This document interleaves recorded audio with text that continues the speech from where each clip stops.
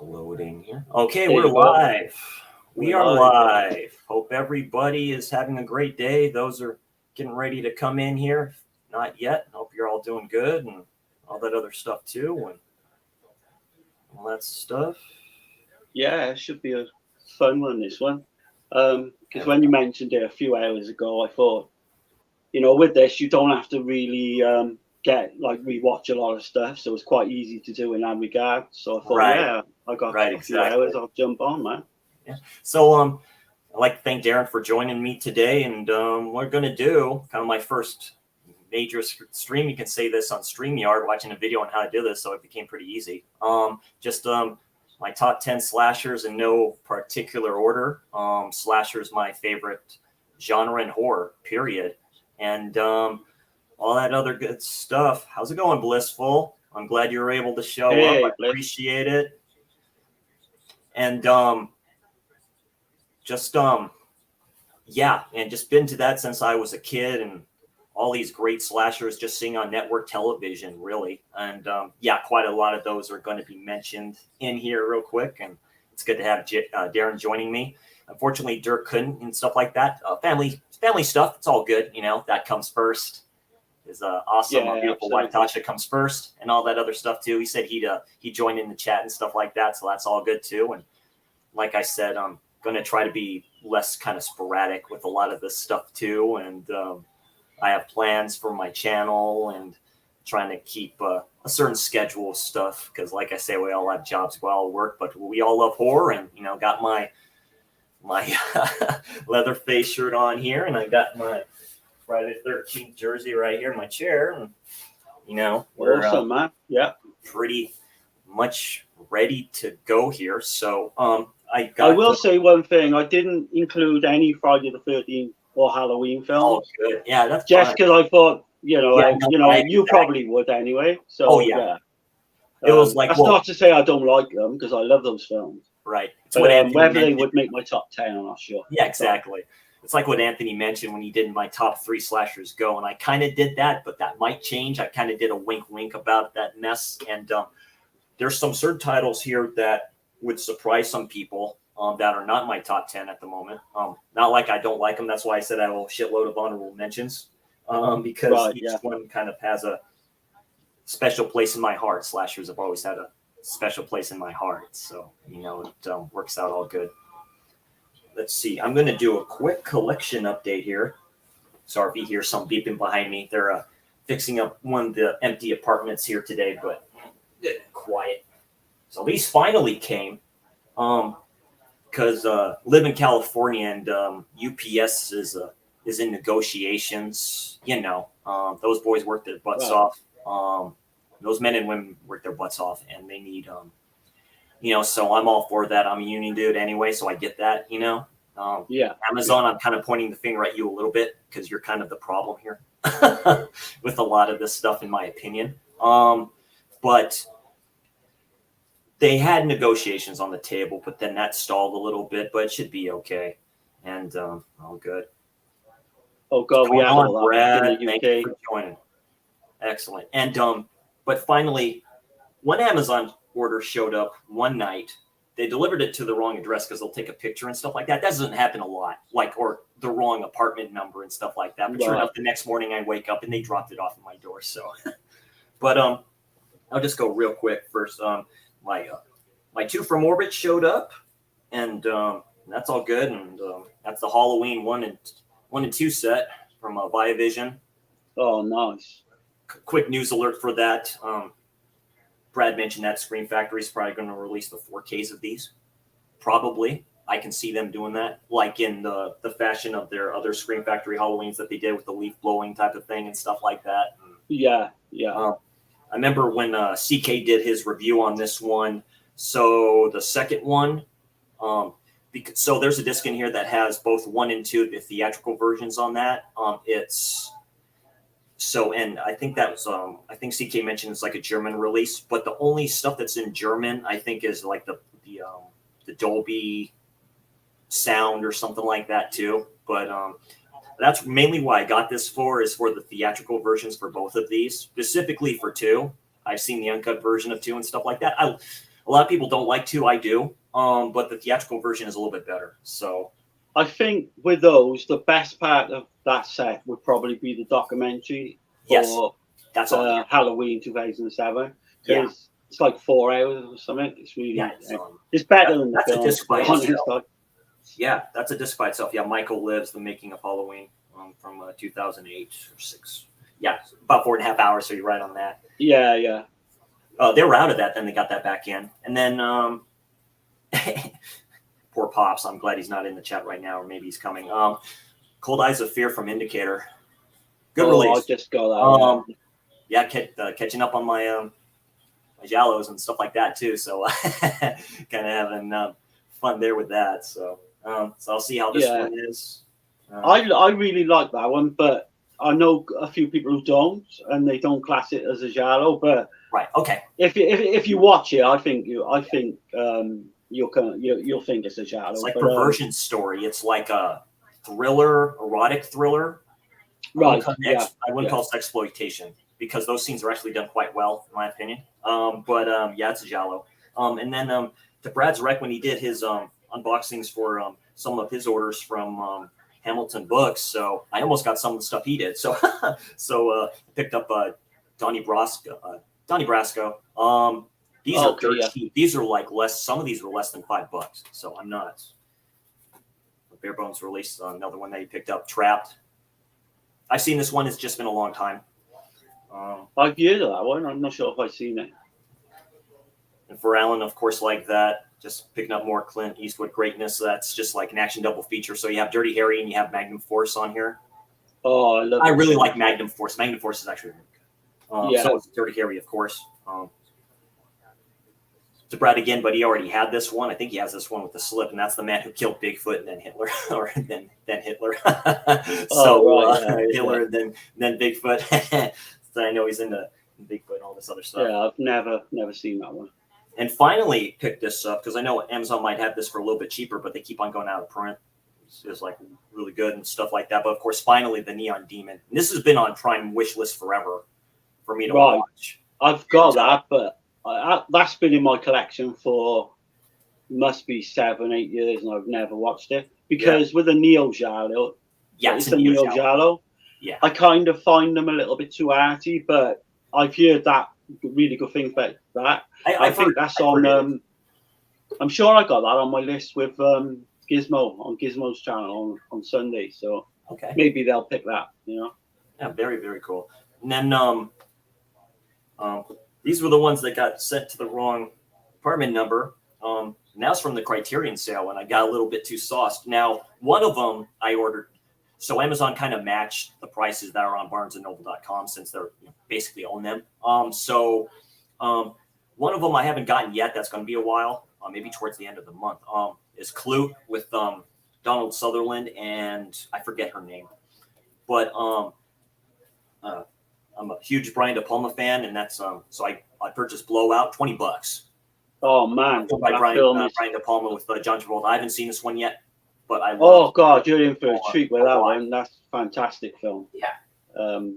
Gosh, kind of, I'm not going to say anything to spoil it. It's kind of got slasher kind of Giallo element. I heard about that. And it's early, like I say, early John Travolta movies. Like, I remember watching, so Welcome Back, Carter, I think it is. That's cool. So that he was in, of course, Carrie. And kind of thrillers like that, seeing him young like that, so it'd be interesting. Of course, I think that's one of his best performances, if I'm honest. Oh yeah, good stuff there. And then this guy, $20, Repo Man. So kind of what you can almost say like a dark superhero type or comic book type of a movie. Harvey Keitel's in this one too, I believe.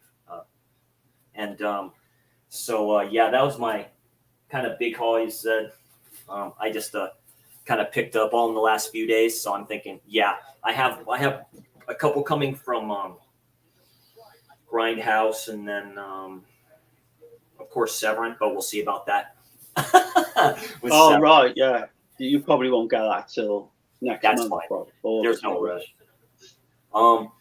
You pick up anything, Darren, or any collection updates for you? I bought last week I had like 19 come in, so I think I'm done for a while. I said to Dirk, I probably won't buy anything now for a month or two.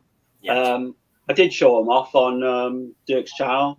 If you go to the end of that stream, it's right near the end. We all show off what we got. I got just a quick recap is I got Blade in the Dark, Amityville Horror. Hell yeah. I got Boogeyman, which I love that film. I almost thought about that, like I said, to keep it on my funds. But yeah, Boogeyman was kind of I heard like people like it, people don't, so it kind of depends, right? But I do remember. Man. Do you like supernatural slashers? Oh yeah. Oh dude, yeah. Some of those are on the list right here. So yes. One particular. I was going to put maybe Boogeyman in as honorable mention, but I didn't quite make it. But yeah, I highly recommend. There's a few movies. I mean, a certain animal attack film is a slasher to me. There's a few other I consider supernatural slashers. You know what I mean, and stuff like that. Yeah, Night of the Demons definitely a slasher. Oh God! Even though it's a Bigfoot, it's definitely a slasher. Yeah, I think that may be Brad's all-time favorite, but I'm not sure. I picked that off of the Severance sale. That was cheap. Those were cheap Blu-rays with the slips and stuff like that. That's cheap. It's just they force you to kind of. And I didn't do it. They want to force you to go over $100, so it's free shipping. I'm like, I'm not going to pay $55 for the Psychic. I'm not going to do it.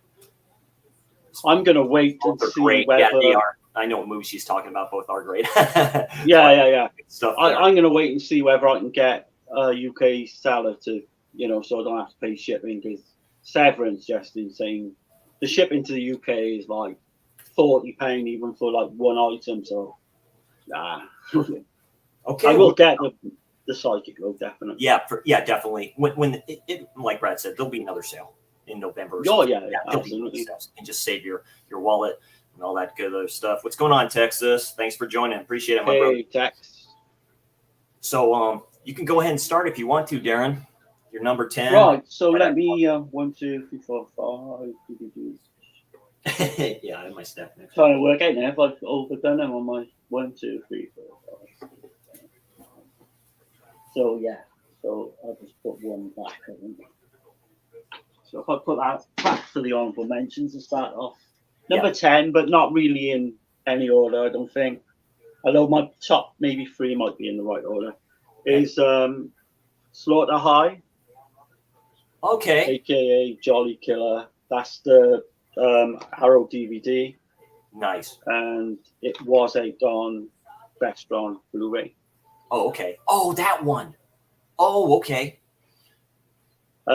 Yeah, where'd you start with this one, man? It's a US it's a UK production, but they try to make it look like it's been set in America. You've got these young, these young kids all in this school. You've got this one kid, he's kind of quite brainy and all that, and they keep making fun of him. And is that the scene in the bathroom? Is that movie where that's in? Yeah. Okay. And yeah, basically something badly wrong happens like early on in the film.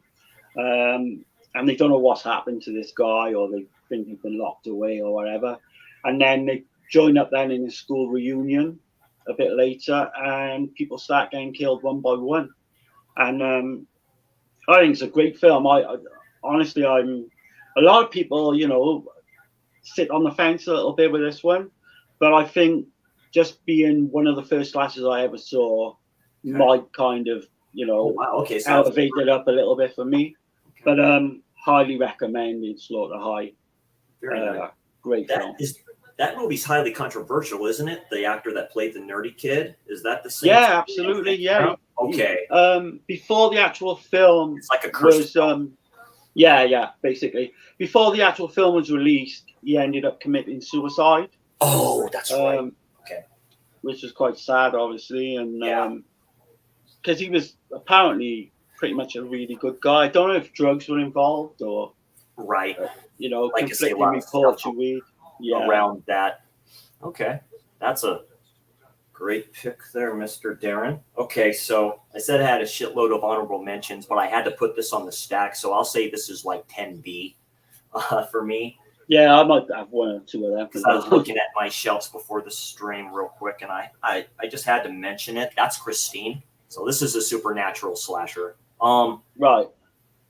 I love this movie. This one of my all-time favorite Stephen King adaptions movie. When you can get John Carpenter to do an adaptation, because the book is okay.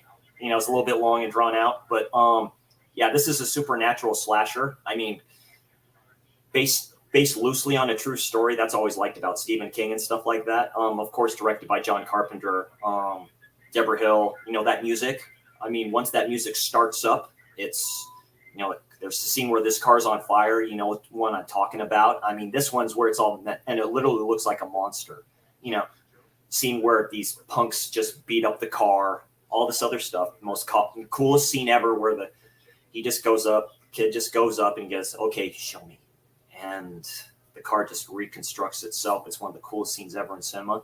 So very, very cool, supernatural slasher to me. Killer car.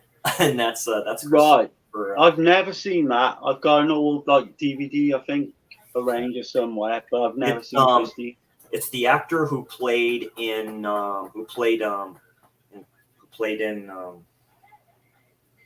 Dress to Kill, the boy whose mom. Oh, Keith Gordon. Yeah, it's one I've always wanted to see. And I'm sure maybe it may have been on awesome. KTV. Yes, we are. We are. We definitely are. So, yeah, good to see him in here. I hope you're doing all good, my slasher brother. Okay, now for number 10. Damn, my boy again, Brad, 4K10 Revival. Him and I mean, we think alike. Miles would just say it. He's propped this movie up to heck and back, and I got it in a Versus Halfway to Black Friday sale, and that's Incubus, a.k.a. The Incubus. Yeah, I like that one. Directed by John Hugh. I think I said that right. Starring John Cassavetes, who is actually a very good director. And he plays a kind of creepy dad in this, but very good. Great supernatural slasher to me. Great interview, great extras on this disc. Great interview with the director and stuff like that. I guess he did a Disney film, or he's part of Disney film before this.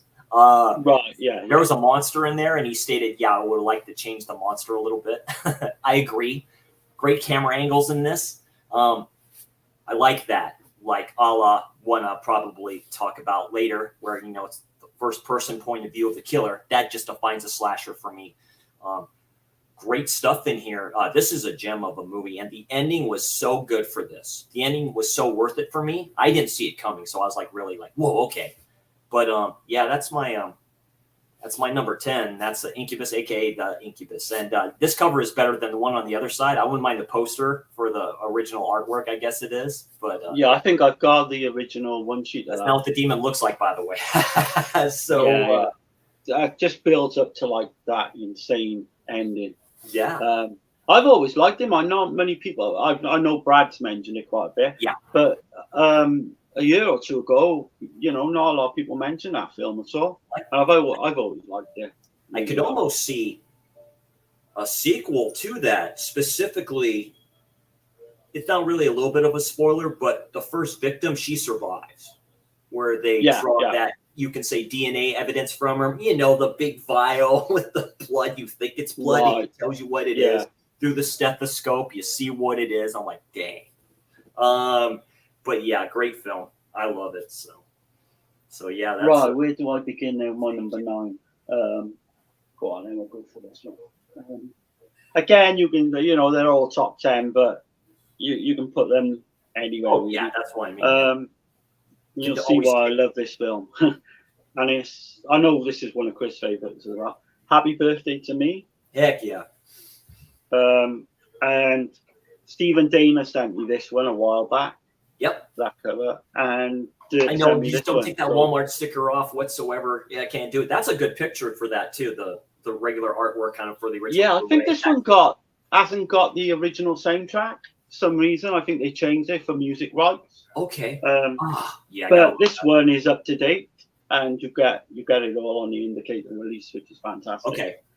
I almost think Indicator and Kino Lorber are kind of like, you know, because I think Kino Lorber is almost like the Indicator, the US and stuff like that, because they're releasing some neo-noir stuff. They're releasing another one that I saw posted on Twitter and stuff that's part of the first neo-noir box set, I think, that they released. So Oh right, no, yeah, I think I know what you mean. yeah, Every release they do, I've always really liked. They're quite affordable as well. But Happy Birthday to Me, yeah, you've got this film's basically all based around like 6 or 7, I think it's maybe 6 killings.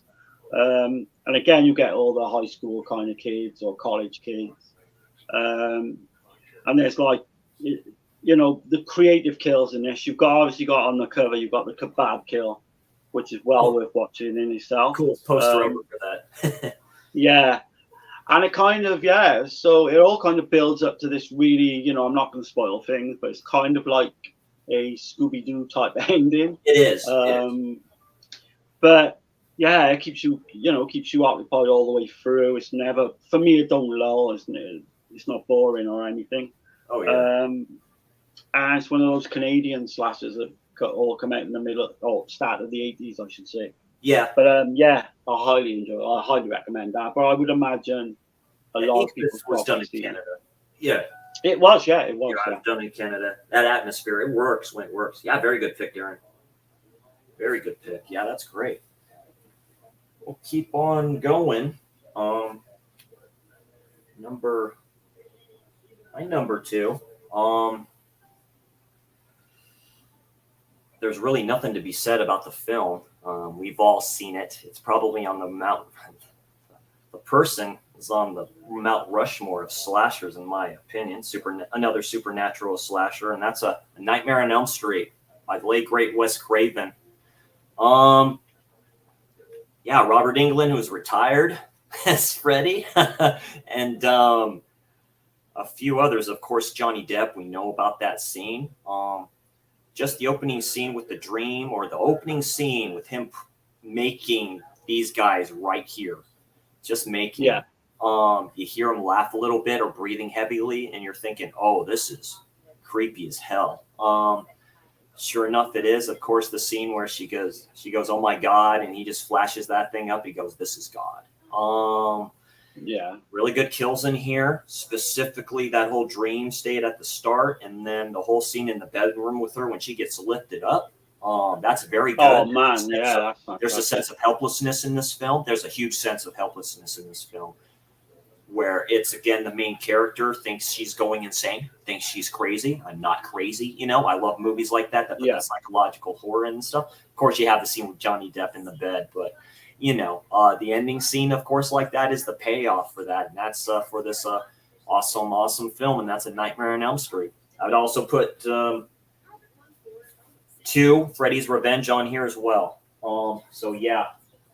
Right. That, I would say Freddy's Revenge is my favorite of them all. But Nightmare on Elm Street is one of those films I just saw it to death back in the middle 80s, late 80s. Classic film, obviously. Yeah, Wes just finished, I believe, The Hills Have Eyes 2. I believe. I don't think that film got a lot of press. I think people didn't like it, and then he comes out with this, and that's New Line Cinema's first release debut. And man, you can't go better than that. So yeah, people get a bit mixed up with that, because you're absolutely right in saying The Hills Have Eyes 2 came out actually in 85, but it was actually shot in 83, so it actually technically was made before.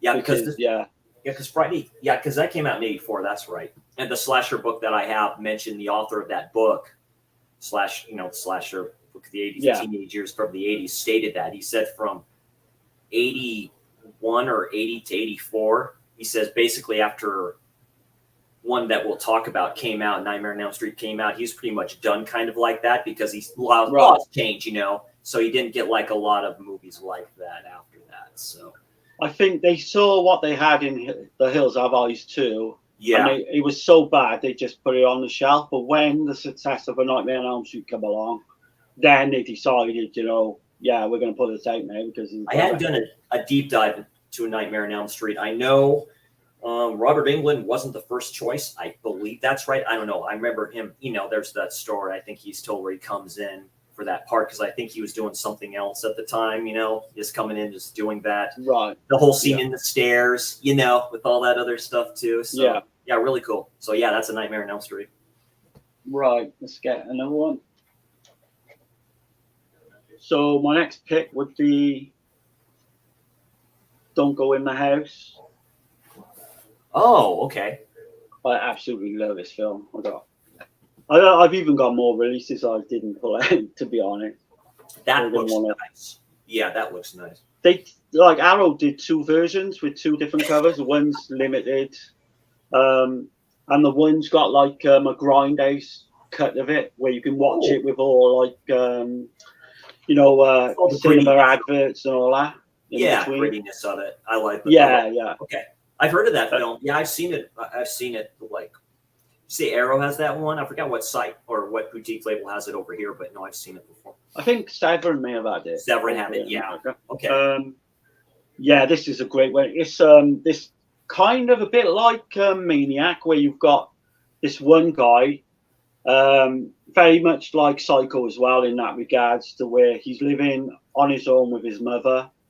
We get flashbacks to where his mother basically is abusing him by putting his hands over this fire, gas stove or whatever. She passes away, and then he just basically goes ballistic and starts. Oh wow! Okay. He makes his own fireproof room in the house, and he takes women back there and burns them up regularly. It's almost like the Exterminator, except he's actually being the Exterminator there with the flames. Yeah. It's got that feel mind of Exterminator because they were both New York City films back in the early 80s. Oh, okay. I think you'll love this film. Check that out. It sounds like a trauma film. No, it's a lot better made. Like a Joseph Ellison was a director. He didn't go on to make many films. And Dan Grimaldi plays the lead guy Donnie, and he's fucking outstanding. Nice. As good as I would say, as good as Joe Spinell in Maniac. I really would say that as well. Yeah, highly recommended that one. Highly recommended. Very cool. All right, I did show this, but it's very, very true. Yeah, Dirk loves. Yeah, Love Don't Go in the House. He loves that one. That's very cool.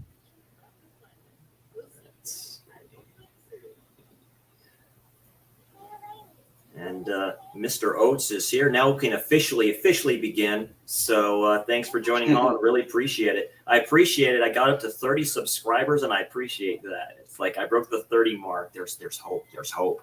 There's hope for all my slasher dudes out there and dudettes. So it works out okay. I think you started off really well. So you got it like with YouTube. Sometimes it does start a bit slow, but once you get your name, they don't really care to like Dirk's thing, just do this for whatever. It's like, hey, all exactly, good. Yeah, but stuff like that. So I think once you get your name out there a little bit, then like obviously through Dana's channel and stuff like that, you'll get a few more. Absolutely. But that's all me and Dirk do. We just do it for fun, man. In Gizmo. So that was number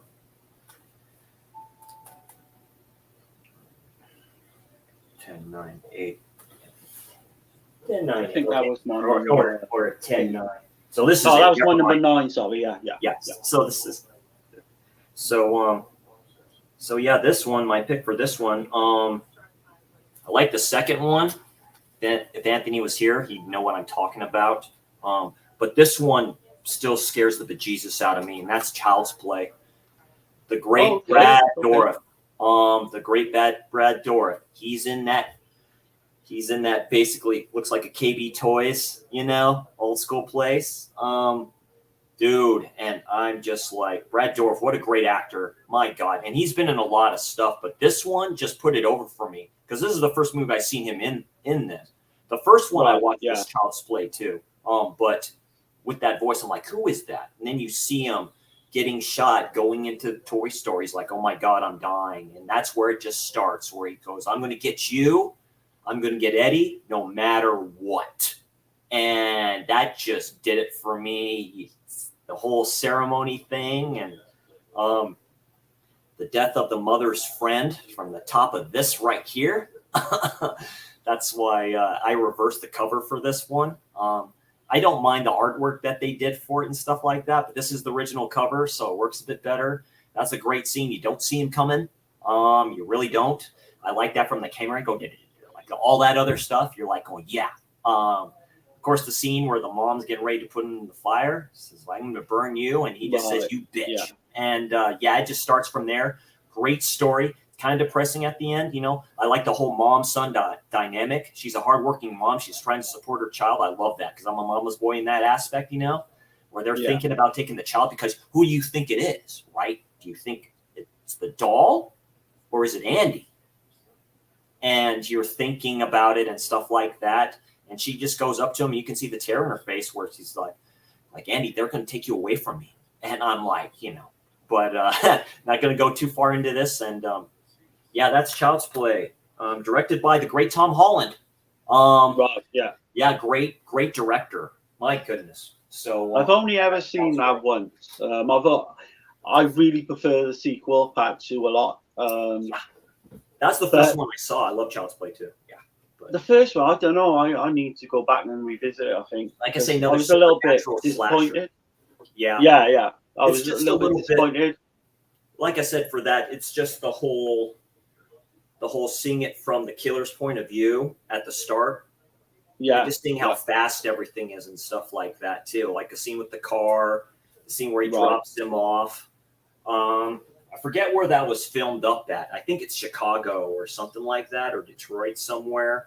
Chicago, like I say, there's a place where they go to, where basically he sets him down on the bench, and it's just like a desolate place where everything seems destroyed, and then it just goes up. Yeah, I'll have to go back, man, to watch that. So really good. So that's Child's Play.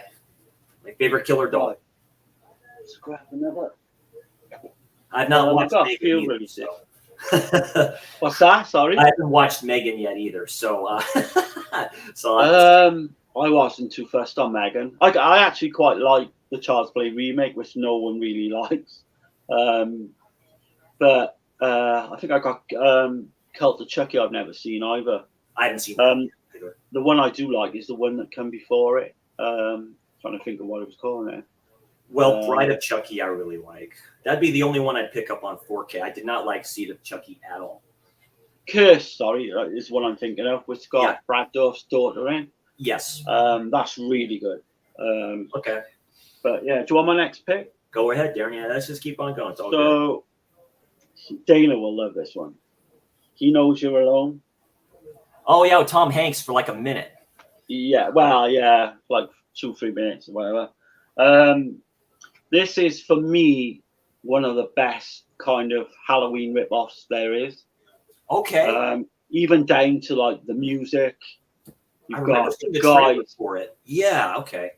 The guy, the killer, is actually very kind of Michael Myers-like. Not supernatural, not supernatural, but just the way he stalks, and he's obviously killing brides to be. And that's you've got Tom Hanks kind of. He does a really cool, like, I suppose you could call it a cameo, but his part is actually quite cool because he kind of describes how, like, fear. I think they go to like a carnival, ride or whatever, and he describes how fear. What I've always liked about Tom, I know he doesn't talk about that movie a lot, but like I say, when you watch The Burbs with him in it, you're like, I mean, he's done literally everything there has to be done in acting for movies. So that's what I kind of like about that, even with little cameos. To your point about that. Yeah, I don't think he's ever disowned the film. I think there is kind of clips on YouTube, but on a chat show when he's actually mentioned the film. But yeah, but the whole Tom Hanks thing, don't want to get too much into it. But if you kind of really read up, because Dirk, was showing me a few things on Tom Hanks online and that, and yeah, there's some dodgy stuff there. That's all I'll say. Allegedly. Yeah, very good. Who directed that? Armand Mastriani, I think. Oh, okay. Yeah. Okay. Yeah, so you can see, so it has that. He did another one called The Clairvoyant as well, which is. Oh, really I've seen clips of that. Okay. From 1982, I think that one was. But yeah, the original. Again, I would imagine everyone's seen it, but this is a Scream Factory release. But if you're a slasher fan, you've not seen this, then definitely. Very good. Yeah, Yeah, Dirk, I tend to agree with that. I saw that in the theater. I was kind of disappointed with it. Yeah, Curse Ain't Bad. That remake with Luke Skywalker as a voice of the fucking robot Chuck don't work for me. Yeah, there's a good scene with the lawn. There's a good death scene with the lawnmower. It just takes too long. Was Audrey Paz's in there and stuff like that? I think she's cute. It depends. You have to put her in a certain type of stuff. So, but yeah, Curse Ain't Bad. But yeah, the just like I said, it's interesting. I think I think the remake too of Child's Play looked a bit too Stranger Things for my taste. That's when it got big. So I think a lot of people were copying off of that because you have the kids trying to solve this. Going back, if anything, you want a good Stranger Things type of a movie, just watch Summer of '84. I mean, that's the greatest thing to come along. Oh man, that's a great film. Without Stranger, if we had no Stranger Things, I'll say this: if we had no Stranger Things, we wouldn't get Summer of '84. That's like an independent film. And that just reminds me, I need to pick that one up. I don't own that on any physical media. I don't think I do. It's an interesting Blu-ray. I really liked it. I did see it when it first came out. I really liked it. So, okay, my next pick here. I remember seeing it a few years ago, and I picked up the Blu-ray. I know Scream Factory is going to be releasing the 4K, and that's The Burning. I don't think this slasher gets talked about enough. That's on my list as number one. I know it's the Weinstein brothers. Directed by Tony Maylam, I believe. Yeah. And the story, of course, is by Mr. Harvey Weinstein. Tony Maylam and Brad Gray. Tom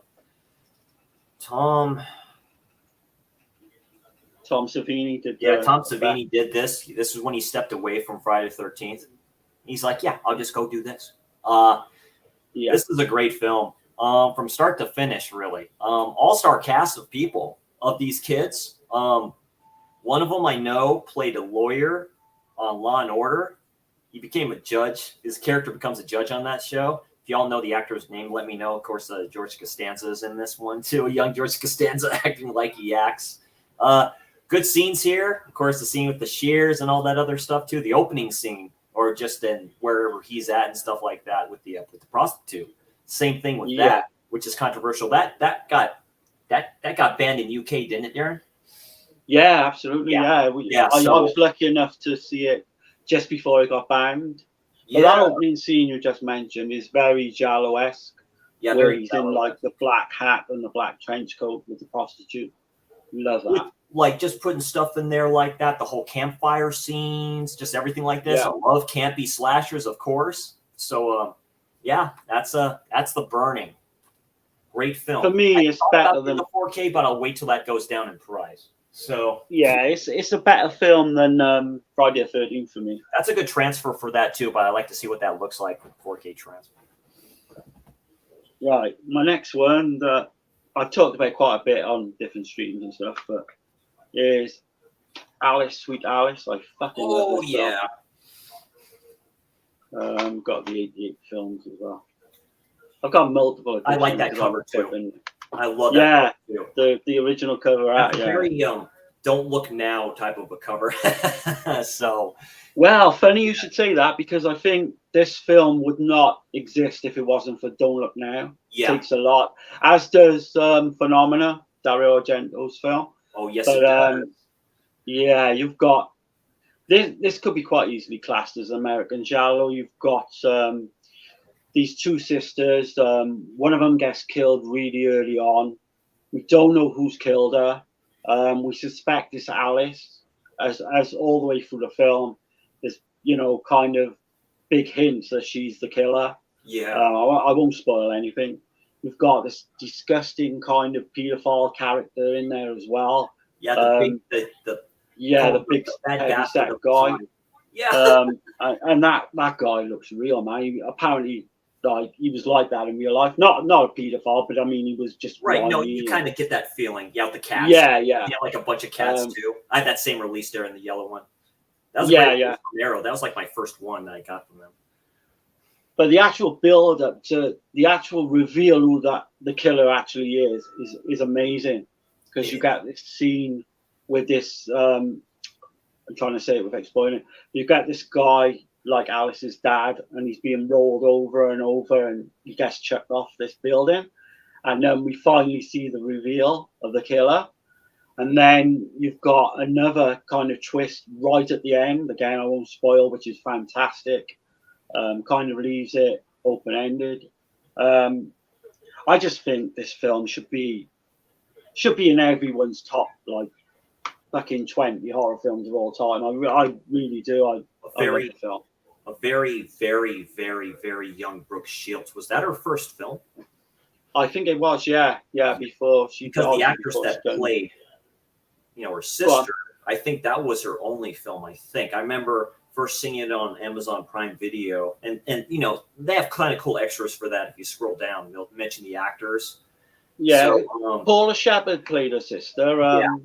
She actually played the part of a 13-year-old when she was in fact like 19 or 20 at the time. That's crazy. Yeah, but she can pull it off, man, because she's got such a little baby face. Yeah, like I said, Brooke Shields is in there for like a minute. First scene. You go through it all, you're like, oh, okay. So I think Paula Shepherd did do Liquid Sky, but I'm not sure. Okay, maybe one or two more films, but highly recommended. I think everyone watching this will probably know it, but if you don't, definitely get that. When I think about that now, I mean, that straight up cover looks giallo straight up. I mean, come on, the yellow. Oh god, that dude, it is technically. It's because there's this as close to a giallo as you'll ever get. Yeah, the whole Catholicism thing, the couple. Oh man, the couple and all this stuff going on around them, and you're like, what the heck's going on here? I love that though. And you've got that great scene as well, with that big rainstorm going on. Yeah. Where the killer attacks some, I won't mention who attacks someone, and then they come out into the street. It's pouring down the rain. Yeah. It's fucking absolutely brilliant film. Alfred Sowell. I was just gonna say, he did do Pandemonium as well, which I've not seen. I've just recently picked it up. I've not seen it, but I've heard good things and bad things, so we'll see. Yeah. Another director who could have gone on, I think, and should have gone on to bigger things, but never. Yeah. I think what happened with him was, before Alice, Sweet Alice, his first ever film was a porno film. And if you read into it, I won't mention too much on it, but if you read into it, there was big controversy over it. And it kind of tarnished his whole career. Okay. But that's a story well worth looking into if you're kind of interested in that type of thing. A lot of these directors, Italian directors, I mean, like I say, Fulci, they said he did sexy comedies before this, then of course Western and stuff like that too, and then get perversion story. Very good, good pick there, Darren. It's very good. Yeah, Blissful says love Summer of '84. Yeah, Bliss, it's a great film. Great film. I need to see it again because I have to read it on release. Yeah, it's a good period type of a film for its time during that time. They mentioned the whole Ronald Reagan going for the president and stuff like that too. You see the signs on the yards. That's why it's like a throwback, isn't it? You actually think it's in the 80s as well, because they're all riding their bikes and stuff like that. Another period movie I would recommend, and that's in the 90s. So I'm an 80s, 90s kids. Is Scary Dark Times. That's a very good film. That was on. Right. I've never heard that one. So yeah, Dirk. Yeah, that OG Art for Alice I remember from the VHS days. Yeah, that's crazy. It's cool. Cool seeing those releases just coming up for that. Yeah, great stuff. All right, we'll just keep on going. All right. This one, probably the coolest poster cover of all time for a slasher. It's my favorite of the franchise. That's Friday the 13th, Part 4, the final chapter, which isn't the final chapter, but it should have been. Technically, it was for this for the early on in the decade for 80s slashers. Of course, Joseph Zito, probably one of my favorite slasher directors. That's what I love about the genre slasher and horror. It's very hard for me to direct probably a slasher. You got to be on point Joseph Zito has directed other stuff, which I'll mention later. Corey Feldman, of course, probably in the first role, probably I think he's ever been in. The late great Ted White as Jason. Not my favorite, but he's very close up there. The dude's a menacing dude. The kills are great in this, and he's the most menacing Jason in the franchise in this film. He is mean, he is out there, and he's hurting people. The scene in the hospital with like the saw, that dude, idiot, watching that, workout stuff, and he's like, oh, all this stuff just eating, and he just goes up behind him. That's all I'm going to say about that. Benicio the Horror Cholo will probably agree with me on this, but yeah, this is my favorite Friday the 13th film, and that's Friday the 13th, the final chapter. Twins are in here, of course. Crispin Freeman, the whole where's the fucking corkscrew? And he found the corkscrew. Great kills in here. Great movie. This is the first one I watched as a kid and stuff like that. Of course, had to be edited on TV, and this is pretty much it. Yeah, that's Friday the 13th. The whole ending to that with the machete as well is really. Yeah, and like I said, Savini's Tom Savini's return to the to Friday the 13th, doing that. Die, and underrated Friday the 13th is Part 5. I like A New Beginning a lot more maybe than a lot of people do. I almost like that Tommy character better than the one that was played later in Part 6. I do John Shepard. Yes, I do. He looks a bit more, darker. Right, yeah. Well, a lot of people don't like his performance in 5. I actually think, for me, it's my favorite of the whole series, Part 5, even though Jason. Yeah.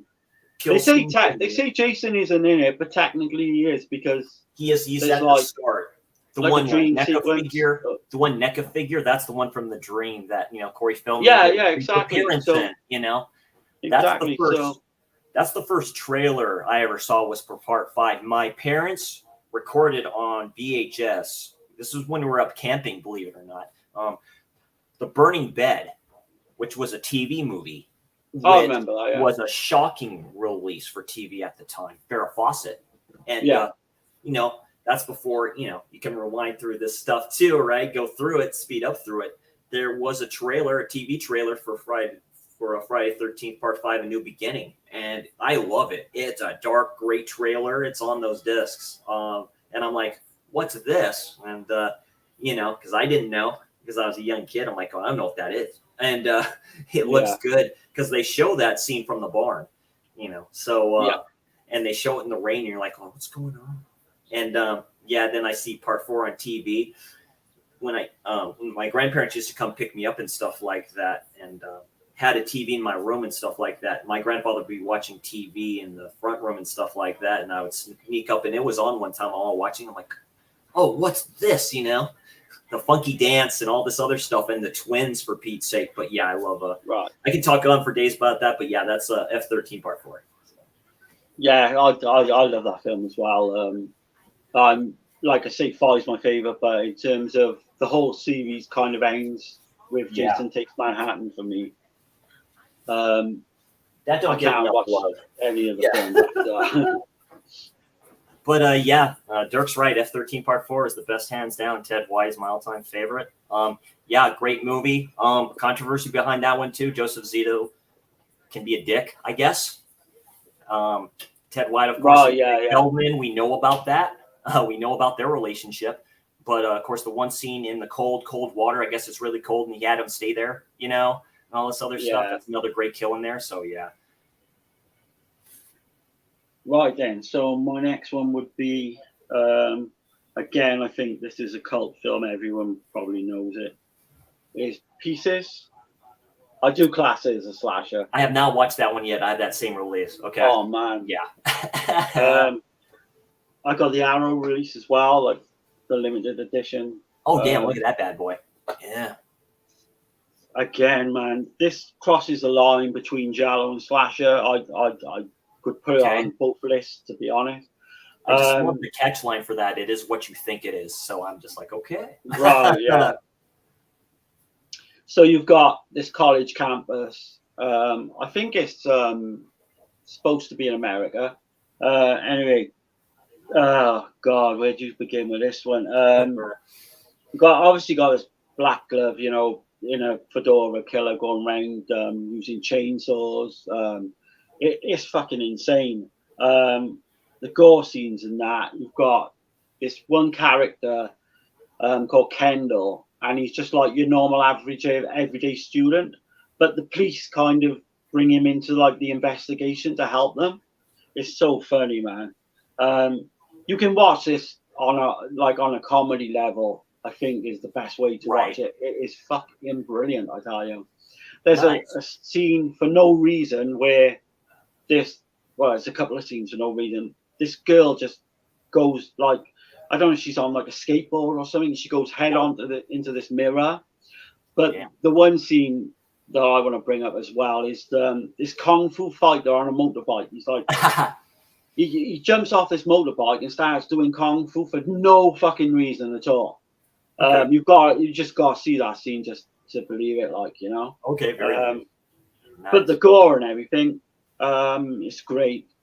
It's one of my favorites of all time. It's always going to be that way as well. Yeah. Yeah, very good. That's a great pick, Darren. Yeah, I almost thought about watching that last night, and I thought, because that's one of the Grindhouse releases I remember getting just because we just started collecting that stuff and stuff like that too. But yeah, I've heard, it's a pretty infamous film. Don't sit on that one. Try and watch it as soon as you can. You won't be disappointed at all. Excellent. Oh yeah. Yeah, Dirk, I remember Burning Bed. That film always pissed me off. Made me want to jump in there and curb stomp that bitch made dude. Yeah. It's a powerful film. It's a powerful film at the time, based off a true story. That actual character, she went to prison for that. She got cancer, I think, in there. It's a sad story, but yeah.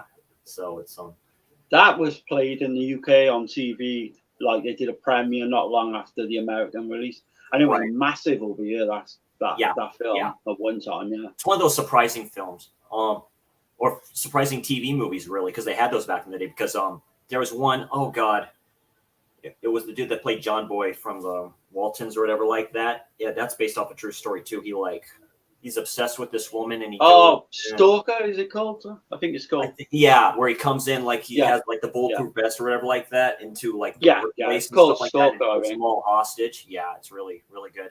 Yeah, I'll get on that. Definitely, Dirk. I do have it, so I will definitely get on that. So I'm gonna go to the banyo real quick, and I will be right back, and then we can continue. Okay.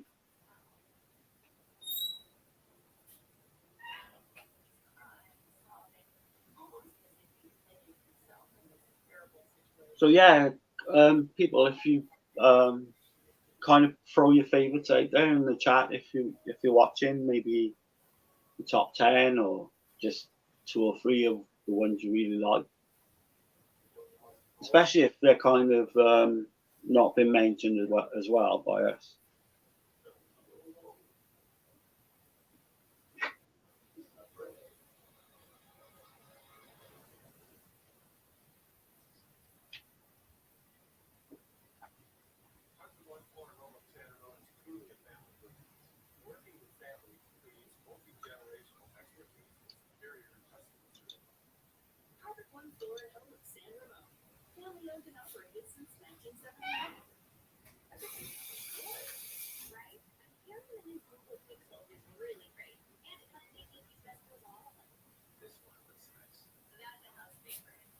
Right.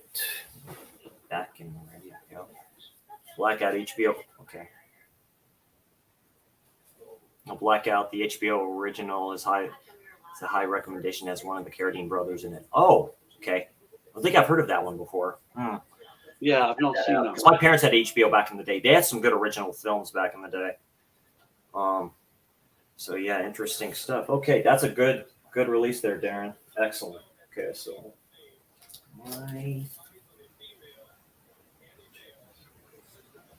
my number 5 halfway there, and then a shitload of recommendations be coming for that. Number 5, another movie directed by Joseph Zito. He produced it. David Street produced it, and Tom Savini did the practical effects for it. That's The Prowler. Right. Yeah, this is a good release from Blue Underground. Very good release. This is one of my favorite releases from them. This is a good this is a great transfer. It's almost I've mentioned it before. So like it I mean, good. It's a 2K transfer for this. There's a scene, of course. It's this one right here in the pool. Yeah. One of the ladies comes out and stuff like that. That's why I mean it looks so good. It's comical because it's like you don't see the pool on our left. you don't see the blood there. And but yeah, very good. Starts out with a prom in 1945 in Avalon Bay. On the night of her graduation dance, young Rosemary and her date are brutally murdered by a prowler thought to be a jilted soldier home from the war. Dirk has it in his hour to kill at the start. That kill scene with the knife just going into the one dude's head. Oh, man, that's a good actor if he's able to actually roll his eyes back like that. That's crazy. And it just stuck like that. It's a very good, haunting scene. It takes a while to get there. I mean, I was just like, whoa. And you've got the old pitchfork as well in the shower. Yeah. Oh, great practical effects from Tom Savini. This is an old film, like 81, I think it is. A good ending. The payoff is quite interesting like that, too. Good haunting music for this and stuff like that. It's a slow burn of a film a bit. You like calling it that, but this scene is pretty much on point, all wet. You don't see the face. It's like almost completely covered like a trash bag, and you have the old school helmet on there. 45 come from the. So, I mean, but yeah, it's a great, sorry, look in the comments real quick. But yeah, great film, great slasher. Highly recommend The Prowler. You'll be surprised that, like, a lot of people don't like it. They think it's too slow and that. But I actually like, there's a chase sequence towards the end with a blonde girl that I really like in that film. Yeah. She kind of reminds me of Amy Steele. I don't know why. Yeah, I know. I think I know what you're talking about, but yeah, it's a lot. The scene is like very good. The pool scene is very drawn out. I like that. There's like I said, there's a sense of dread in this movie. And I think I've got the poster. It was called Rosemary's Baby over here, so I got like that poster. Yeah, because the chick's name is Rosemary. yeah. And I got the Prowler poster as well because that's something I'll have to show off. Absolutely. Great stuff. A lot of posters. Yeah, good stuff. All right. That's my number 5. So it's my number 4, is it? Yeah. Yep. So I'll go with this one. The Funhouse. Hey. Oh, that's a nice looking release there. Yeah, it's the Arrow window box. It's a good cover and stuff like that, but the original cover basically specifies what the movie is about. But but yeah, that's good. Oh, right. Isn't it? Yeah. Very cool. I think there's 4 covers in this version. Yeah, I know. Yeah, again, where you got the whole opening like riff on Psycho with the shower scene. Absolutely love that, man. Yeah, it's very good. I really like. Is it? I'm trying to think of her name now. The lead actress. I think she's really good. The final girl. She's really. Yeah, she starts off really timid. But then she kind of. I like the interaction between her and the little bratty brother type of a thing. You know, I like. Yeah. Specifically when he goes out from home, right? The typical. Yeah, I'm going to bed. I'm just going out the window. Right. Yeah. Exactly. Yeah. I don't think there's many films that can catch that like carnival. You know, we call them fairs over here in the UK. Atmosphere is fucking outstanding. I love the look of the killer. In the Frankenstein mask, and just like you've got the guy, there's the one guy in it that plays. I think he plays about 5 parts as like the cannibal backers, which is really kind of creepy when you think about it. There's nothing. There's like everything to love in this film, and I can't understand. I love Tobe Hooper. I love Salem's Lot. And all that. But I can't understand why people don't regard this film a bit more highly. For me, I love it. Yeah, I love it. As a slasher fan, you've got everything you need. Oh, the payoff is worth it. Oh, the ending of the film. Oh, absolutely. Payoff. Yeah. She is a really good actress. The fear on her face. Yeah, she looks. I like that. Specifically, the payoff. The payoff. They look broken. She looks broken at the end because it's just her. Yeah. Basically, spoiler. It's just her. Yeah, that's a great exactly. Yeah, great pick, Darren. Brilliant film in my eyes, definitely. Brad really likes it too, so yeah, that's a great pick. Yeah, he's a great war director. Rest in peace, Mr. Hooper. Yeah, he's done. Yeah, Salem's Lot. God, I mean, yeah, it's a lot. Of course, other stuff. Yeah, of course. Texas Chainsaw, obviously. Yeah, of course. There was a movie started watching a while ago about a secret ward for the criminally insane. I didn't finish it because Prime took it off. I can't remember the name of it. Dirk kind of making fun of it. And Dirk said, "If so, that's the ward." Okay. Oh right, yeah, okay. So, Dirk mentions, yeah, it's not very good. Really bad Carpenter film. Oh, okay. Oh, Carpenter like TV movie. Oh, that looks interesting. Amber Heard was in that one as well. Yeah, me too at the start. I mean, I have the 4K that Scream Factory released, of course, again with the slip. I've heard about it and stuff like that. And I'm like, because I have that from him, and I have oh God, what's the space vampire one, which I actually like. A lot of people don't like that.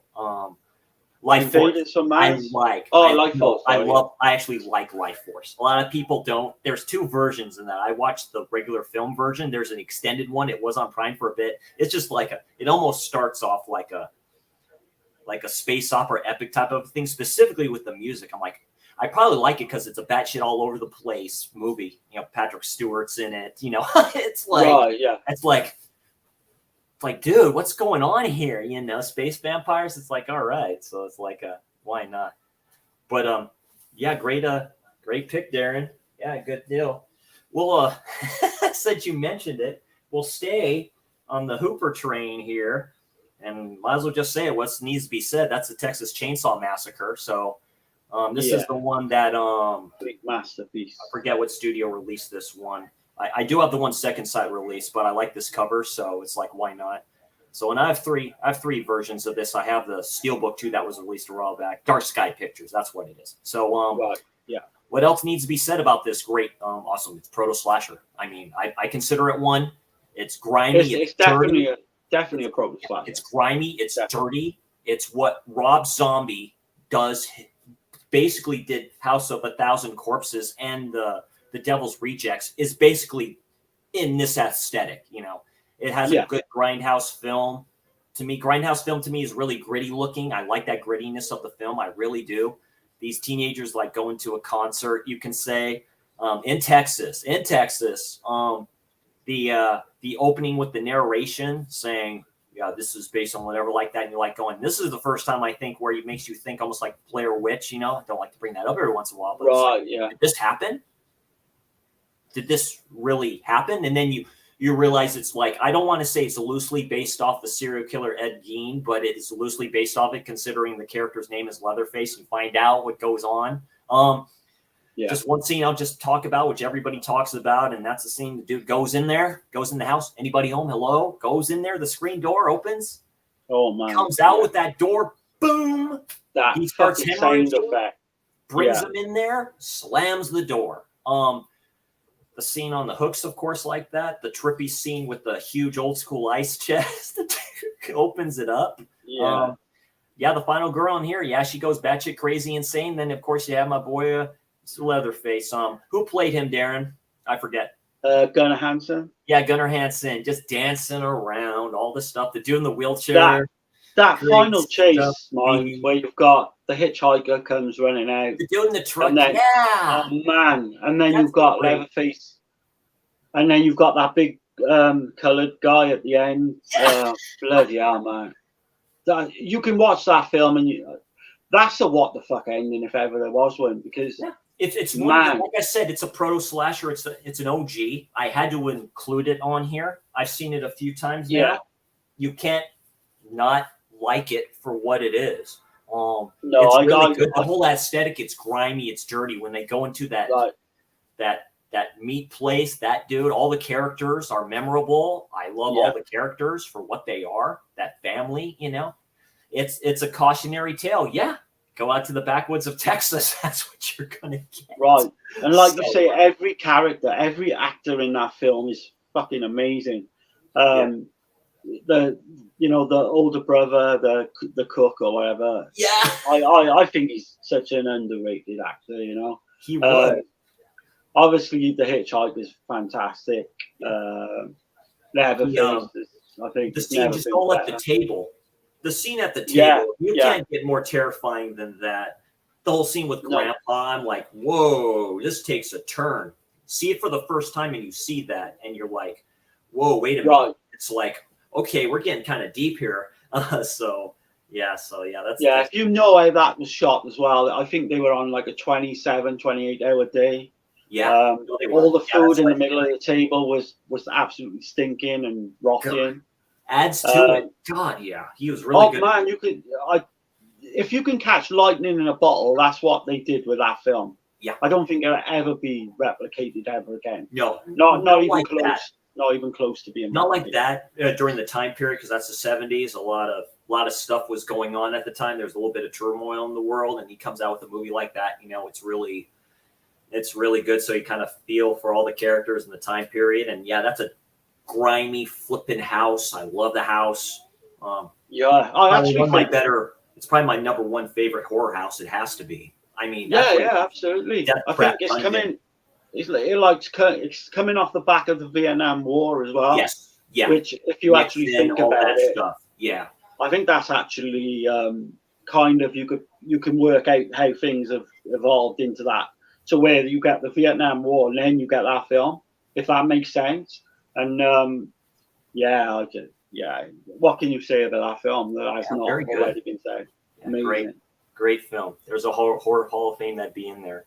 Hall & Oates mentions, Dirk, are you a fan of Life Force? I still need to see that one. I would recommend it. Go in with kind of an open mind, Holland, when you see it. I like it just for what it is, because it's a Tobe Hooper film and stuff like that. It's really crazy. It's almost epic wise. They try to make it like a space opera epic type of a thing.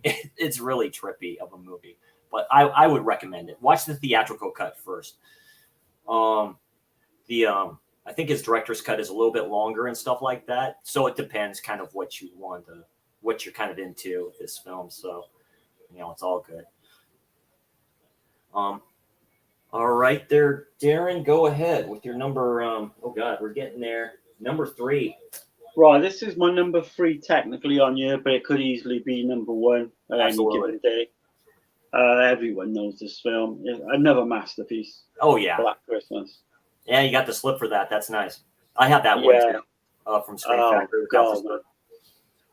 This is the film, I think, along with Texas Chainsaw Mine, they both just absolutely come onto the scene in terms of horror wise, and then all bets are off from then on in. Because if you notice, a lot of the old 60s films are quite conservative, where these two films just fucking blew it out of the water. Oh heck yeah. So yeah, where do we begin with Black Christmas, man? We got this really strange kind of, we only see point of view images of this, basically a killer. I think we see his eye through a door, and he's stalking these girls at this like sorority house. Obviously Christmas time. You've seen calls are epic for that. Yeah, amazing cast. You got Margot Kidder. Who's brilliant as a drunk. It's a Canadian film. Quite funny. Yeah, she is. So yeah, you see a lot of like character actors from Canada that pop up. I think the guy from Porky's is in it. He plays like the dumb cop. Yeah. Yeah. You know as soon as you see it. I think Olivia Hussey is actually amazing in the lead. She is fantastic, and again, I know she went on and done Psycho 4, but I don't know why she didn't stay in a lot more in the genre. So I think as Final Girls go, now you're talking one of the top, cream of the crop, really. And yeah, Billy the Killer, just look at that image, it's just incredible. And funny enough, interesting. Yeah, go ahead, Derek. I first watched this, right, I would say going back 15, 20 years ago. It came on UK TV. I'll always remember it was Christmas Eve. They actually left the the swearing in. I won't say it, obviously, and all that. And I was just absolutely blown away. Yeah. So I'm watching this. You can imagine it's 12 o'clock, Christmas Eve, going into Christmas Day. And I'm just sat there and I'm thinking, how the hell haven't I seen this before? And this was, bear in mind, this was before this film's actually took off now and it's well known. Yes. But at that time, it wasn't. And again, I was just spellbound just watching it thinking, holy shit, And I was so excited that something that, back then could be this good, and it paved the way, I think, for obviously Halloween. It's been well documented that the director, Friday the 13th, all those. John Carpenter actually paints the idea of, Bob Clark doing a sequel for the Black Great Christmas. Director. Great director. Oh, unbelievable. Yeah, I don't know what's much more to say about it, but again, if you've not seen it, you have to. You have to see it. That poster art there, Darren. Yeah, that's the scene I think where Margot Kidder is like on the bed. It's a really dreamlike scene too. You've got the whole image there of the last scene. There's the payoff. There's the payoff. Oh, it's like, do you know? Superb. Yeah, do you know if it's so and so? Do you know? So I'm just saying, but yeah, that's a great cover for that. Yeah, so it's that's up there in the upper annal. But you say the I payoff. almost call her the whole line, the bigger one, or the the den mother, the bigger one. Where you hear him talking is that scene where it kind of drags up a little bit like that. That's really good, well done, and stuff like that. How the whole ambiguous ending as well is done in such a way. You got like the creepy, I'm not going to give it away, but you got like the creepy phone call at the end. Oh yeah, the obscene phone calls. It's like a paranoid schizophrenic. We're kind of thinking, as the credits roll, we're thinking, shit, what's going on here, But you've got to watch it just to. I think people I think Italian directors like Fulci. I think Italian directors like Dario Argento looked at that film because it's a whodunit type of a thing. Is it that person? Is it Billy? Right? That's what you say. Is it him? That's all I'm going to say about that. Is it him? Just that last scene, like you say, where you're thinking, oh shit, what's that could be an ending, it could be whatever you think about, could be whatever you choose it to be. To me, I'm thinking, oh, I don't think that's the person type of a thing. So but there's a couple of ways that ending you can interpret that ending in kind of a few different avenues. That's all I'll say. And maybe there could be more than one killer again. So great film.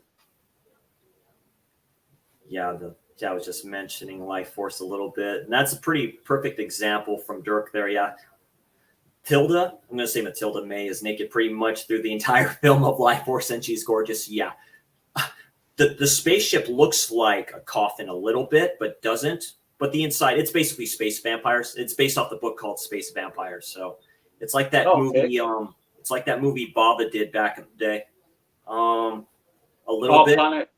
Planet Vampires. Yeah, so I'm thinking maybe Hooper saw that film too and probably got his idea for Life Force. So it's a batshit crazy, literally type of a film. So Ridley Scott got his idea for Alien through Bava's film.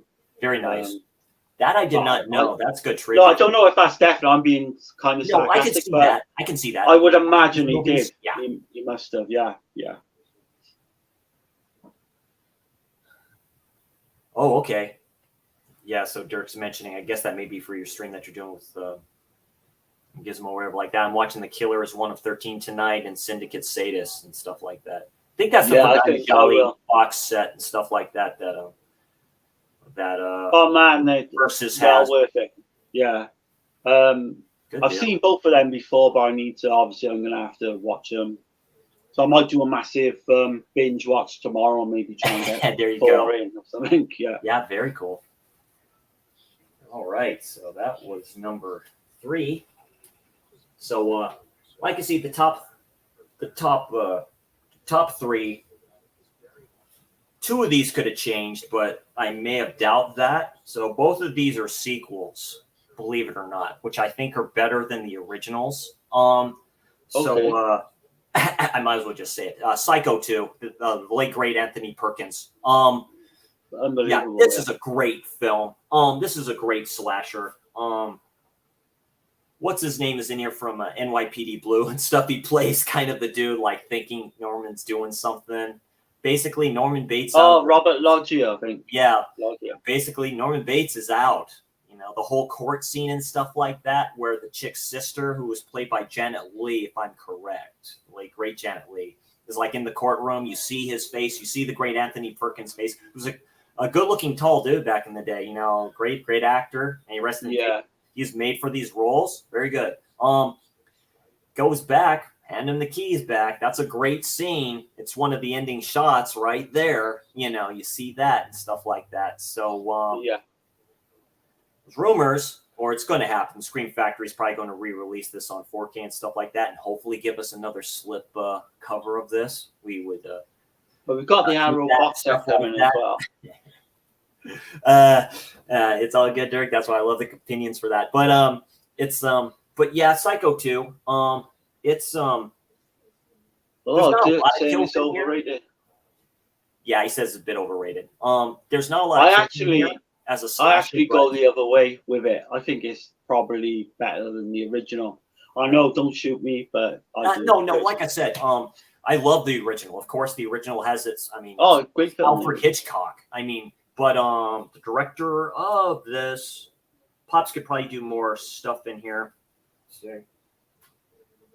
The Australian director, I think. Bernard Schwartz, I believe. But yeah, great sequel after how many years? What, it was a good 20-something years. 23, yeah. 1983. This is one of my first Scream Factory pickups and stuff like that too. But yeah, great film. Basically, all the stuff's going on. We've all know the scene towards at the end with the shovel. That's all I'm going to say about that. But yeah, that's Psycho 2. So that film's just got no right to be as good as what it is. A lot of people, and I'm a big Psycho fan of the original, but for me. I haven't seen 3 in a long time too. I heard that's a pretty good, more of a slasher. Oh man, that's Perkins actually directed that himself. That's just a straight up wall-to-wall like kind of Psycho meets Friday the 13th. Right. But Psycho 2 is so fucking good. Meg Tilly is what makes Meg Tilly and Anthony Perkins didn't get. It's quite well regarded. They didn't get on in real life. There's that scene right there where she is like. And it's kind of a setup type of situation. She's sent to kind of keep an eye on him a little bit, you know, but she's all kind of with them. And that scene right there, it's like, whoa, okay. It's like, but really good stuff there. Where the whole twist in that. When you watch that first time, I was blown away again by it. Seeing that for the first time, I'm like, is it him? Yeah. What's going on? You know, is he literally going back insane again? Because it's messing with his head. That's what I like about it. Psychological slasher thriller. So. Are you going to get the Arrow box set that's going to come? I did. I pre-ordered that off their site. I did. Oh, nice. Yeah, I got to get that. I remember when I saw that and I told that to Alan and stuff like that too. We're chatting a little bit back and forth in that. He's like, oh shit, I got like the Blu-ray set. And he's like, I did too. So I had to go back and cancel that and get the 4K set. So yeah. It's kind of quite well priced as well, thank God. Yeah, it is. So I think I spoiled my number one anyway, didn't I? Because I said not really. Go ahead, Darren. Number two. Pardon me. Number 2 is I love this film. Is My Bloody Valentine. Okay. This was one of my probably this and The Burning were my first slasher film, so to speak. Oh god, the look of the killer in this. You got this guy like working down in the mines. There's a kill early on, kind of like a sort of flashback kill. You've got all these. They call them youngsters, but they all look about 30. But they're meant to be, I think. It's like a party or something, isn't it? Like a party. Yeah. They're kind of doing this, reunion type, you know. But it happens to fall inside with when this killer was on the loose back in the day. You know, no one knows what's happened to Harry Warden. And again, you know, the obvious happens. People start getting killed one by one. I know I say that a lot, but that's what happens in these films. Yeah. Some great kills, with featuring a pickaxe, and again, the actual reveal, I think, is fantastic, and the whole ending as well is amazing. We've only recently just got this uncut. I say recently, maybe in the last 5. Right. I have that same years. steelbook there, and it's been a minute since I've watched Oh, it. it's amazing release, yeah. We're getting the So 4K you get- Scream Factory. They just released their bundle that they're doing for the. Oh God, I seen that. Yeah, but did you It's see like a the price of heart-shaped that? black box. Yeah. I'm like, Isn't it like $100 something or? Yeah. That's just people are getting on them for that. Is like you can't release that with the slip individually, which I'm sure they will. I think they're just showing that that's for Uber collectors. So it depends if you like it or not. right. If Arrow can produce a 4 box set for 50-60 pounds, then why are they charging that much? It kind of don't make sense. It's ridiculous because they know people are going to go it, see, because it's a massive title, isn't it? The remake of that too is actually pretty good with Mr. Tom Atkins.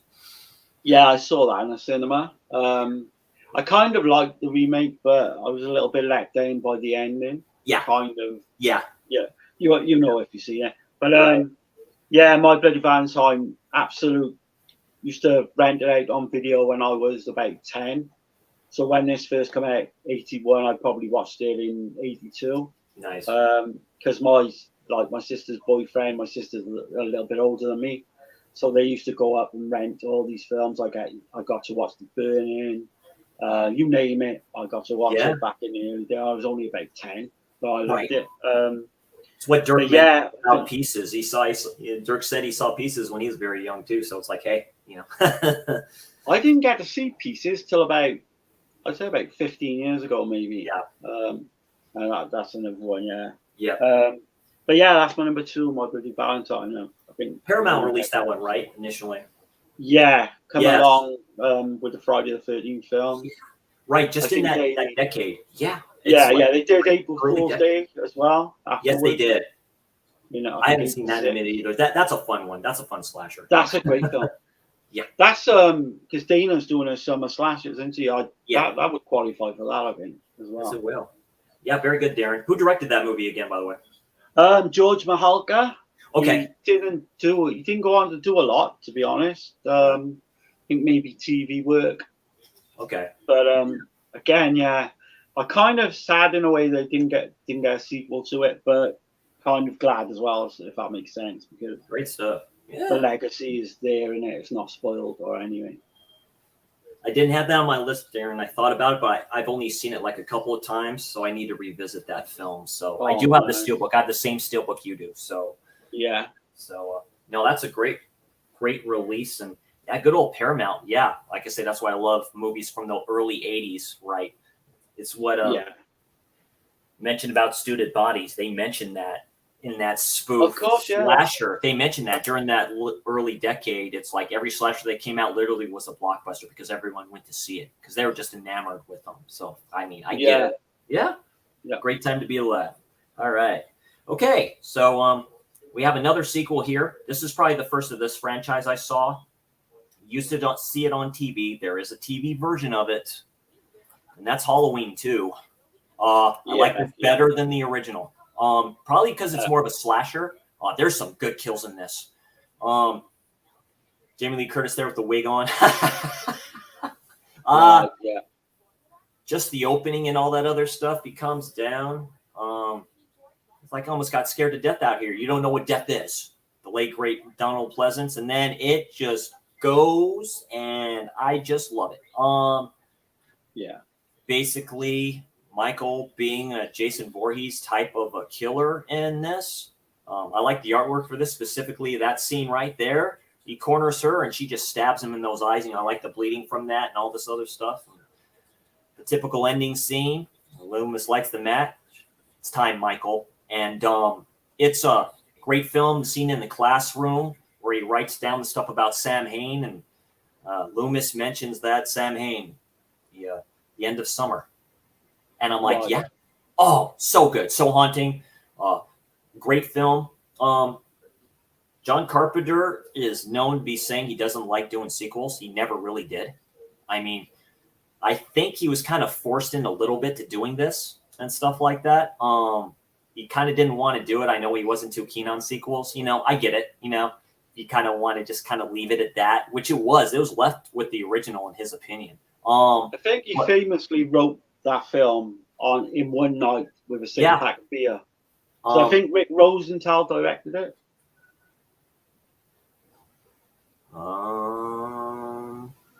Yes. Yeah, because it just John Carpenter, Deborah Hill production.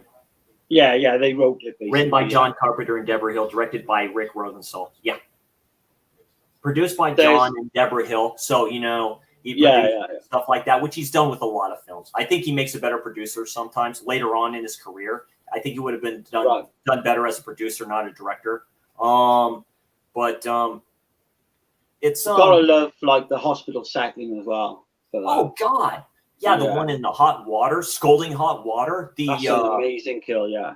Just the initial scene, which I'm sure they got from the newer films, where he's going around from houses to houses and stuff like that, and house with the elderly couple and all this other stuff going on. So walking the streets a little bit, them trying to find out who he is and stuff like that. That one death scene, which isn't Michael, that they kill. So it's a great slasher film. I love it. The ending scene specifically is the payoff there, where they play the Sandman song at the very end and stuff like that. And what else needs to be said? That's Halloween 2. Definitely. 4K of that as well. I'm glad I have that. I have the DVD of that.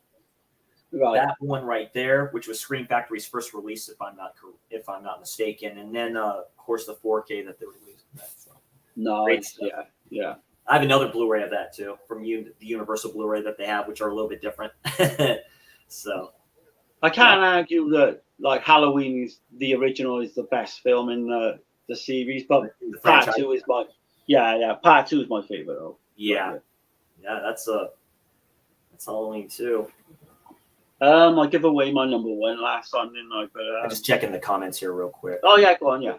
Halloween 2, my favorite also. Yeah, Texas. It's just one of those things. I can go back to that. I can go back to the original Halloween 2, but I can go back to that. I almost like the music theme. It's a little bit more, because it was done a few years later, of course. So you have that little bit different kind of intro and stuff like that. And Texas, throw out some, like if Texas in the chat, throw out some of your favorites, and I'll be interested. I kind of mentioned that too. See if they can do that and stuff like that. I mentioned that too. I put a comment in before we started. Okay. Like that. So, yeah, she had great aim without ever handling a gun. Yeah, definitely. He's talking about, and Texas kind of agrees with that. So, all right, there, Darren. What's your number one, my brother? My number one, I think this is regarded as, for me, the best slasher there is. Obviously, number one, but it's The Burning I showed last time. Yeah, you got it's just an amazing film. And the Steelbook as well. That's sick. That is awesome looking. Yeah, I think, basically you said all there is to be said about that film. It's incredible. It's this time of year as well, if you're in the mood for like a summer slasher, then summer camp slashers. I mean, you don't get much better. And of course, Savini was gonna do Friday the 13th Part 2, but he gave it up and decided to do this one. Right. And I think that was the better choice for me personally. But don't get me wrong, I do like Part 2 of Friday. Right, of course. And there's one film I mentioned in the honorable mentions that was made right at the same time as The Burning, and they're both very similar. Excellent. Yeah, it was, like I say, this is when the bullshit was just starting on with the whole Weinstein Brothers things and Weinstein himself, which I remember seeing that just his name pop up there because he produced this. And I think it was the first film. From the opening to the ending is really good. It's scary as hell. The whole scene on the boat, they're all trying to find everything. Just comes like that. That's where that main scene kind of comes from. Right. And great stuff. Yeah, Dirk's correct about that. 2 great films because Savini stepped away. Yeah. Definitely Texas Sleepaway Camp. Yeah, and I might. Oh, I see. I'm not a massive fan of Sleepaway Camp. Yeah, it's that film maybe mentioned later here. Right, All okay, right. yeah. Great number one, Darren. Yeah, it's in the upper echelon of slashers to me, because I just love the cast, because it's seeing these good actors specifically, dude, it's Yeah. going that went to do these other things. Even the dude with the long hair who was in Hackers, I've seen him in other stuff too. He's one of the kids in there. There's kind of like tropey comedy there, all this other stuff there. Of course, there's this the pool scene where those two are trying to make love. She's not having it, and he's really pissed off about it. I'm like, dude, yeah, that's a good. Yeah, and you got the whole fire stunt as well at the start. Yeah, dude, the ending of that is great. Yeah, very, very good. All right. Slasher is my number one genre in horror. I remember seeing this film. It was a few months after my father passed away in 1999. My mom, I was 20 years old, so I was taking care of the house, house sitting. My mom went out to have some fun with her friends, just get back out there a little bit and enjoy herself. And me being a mama's boy. And I saw this movie on HBO Uncut. I just was going through the credits. She unlocks the door. I jump out of the couch. I was terrified. I'm like, oh shit, just like one of those moments. Yeah, that's Friday the 13th. Well, yeah. A very psycho type of a feel to this film. I like the 4K that was released, even though it's a little bit darker. That adds to the terror for me. The opening scene with the kids in the cabin, just doing their thing. They're having fun. They're just playing the stuff. You see the look on their faces. They just go up there, like in the top part of the cabin. It looks like, where the haze and stuff like that, just doing their thing. Great camera work in here. The camera from the eyes of the killer is awesome in this. I put on par on anything. Going up there, the dude says, "Oh, I'm sorry," and just goes up, and that's where it starts. And then it just goes great. I love the dread. The kill in the archery range. She's all soaking wet in that rain, just soaking wet. It's probably one of the best rain sequences. The director had to have timed that. Had to have known if it was pouring. I don't know if that's actual rain or not. I believe it is. I'd have to go back into it. But she's just like, is anybody there? It's like, this isn't funny. This isn't funny at all. And you just hear the scream. Then stuff like that happens. Great final girl in this. And then, the late, great Betsy Palmer. One of my favorite killer moms, you can basically say in this. Everyone's seen this. If you haven't, watch it. It's a 10 out of 10 slasher for me. This film is a masterpiece. This is my number one slasher of all time. Always will be. There's stuff that have come close in the past, but I can come back to this film. I can come back to the franchise from Friday the 13th. Sean Cunningham. A quick shout out, of course, to the late, great Mario Bava. Thanks to you, gents, mentioning that. Bay of Blood. We know he watched that film. I just finished watching that. I found that on the streaming service somewhere on a YouTube channel. Finally watched that. Oh my God. Oh my God. And he stated that. Sean Cunningham has stated that he saw some of that. He's like, that's a good idea. The scene in the bed, Kevin Bacon, the hand grabbing his head, slow burn with that scene and stuff like that. Them all doing the do where somebody else is in the top bunk. Yeah, everything was played pretty. And this started the campy slasher. It started the craze. My favorite movies of the decade is the Paramount tapes of Friday the 13th, 1 through 8. So, that's it. Friday the 13th, the original. Number one. Yeah, that film is so well made. A lot of people just see it for the end jump scare, but it's so much more. It's such a well-made film. Great acting by Betsy Palmer, a 60s lady. She dated James Dean for a second. So that's right. Seeing those and just her being the mom. It's like, okay, we can go now, dear. And you just see that. Opening scene that draws out a bit with the chick hitchhiking to the camp with the truck driver, telling what's going on with, place is cursed, Ralph, this place has a death curse, just like warnings and warnings and warnings. And I rambled on about that, but that's My number one, Friday the 13th. Yeah, Sean Cunningham with that film, you can't deny it anyway, because the simple fact is his production company back in the early 70s released Bay of Blood.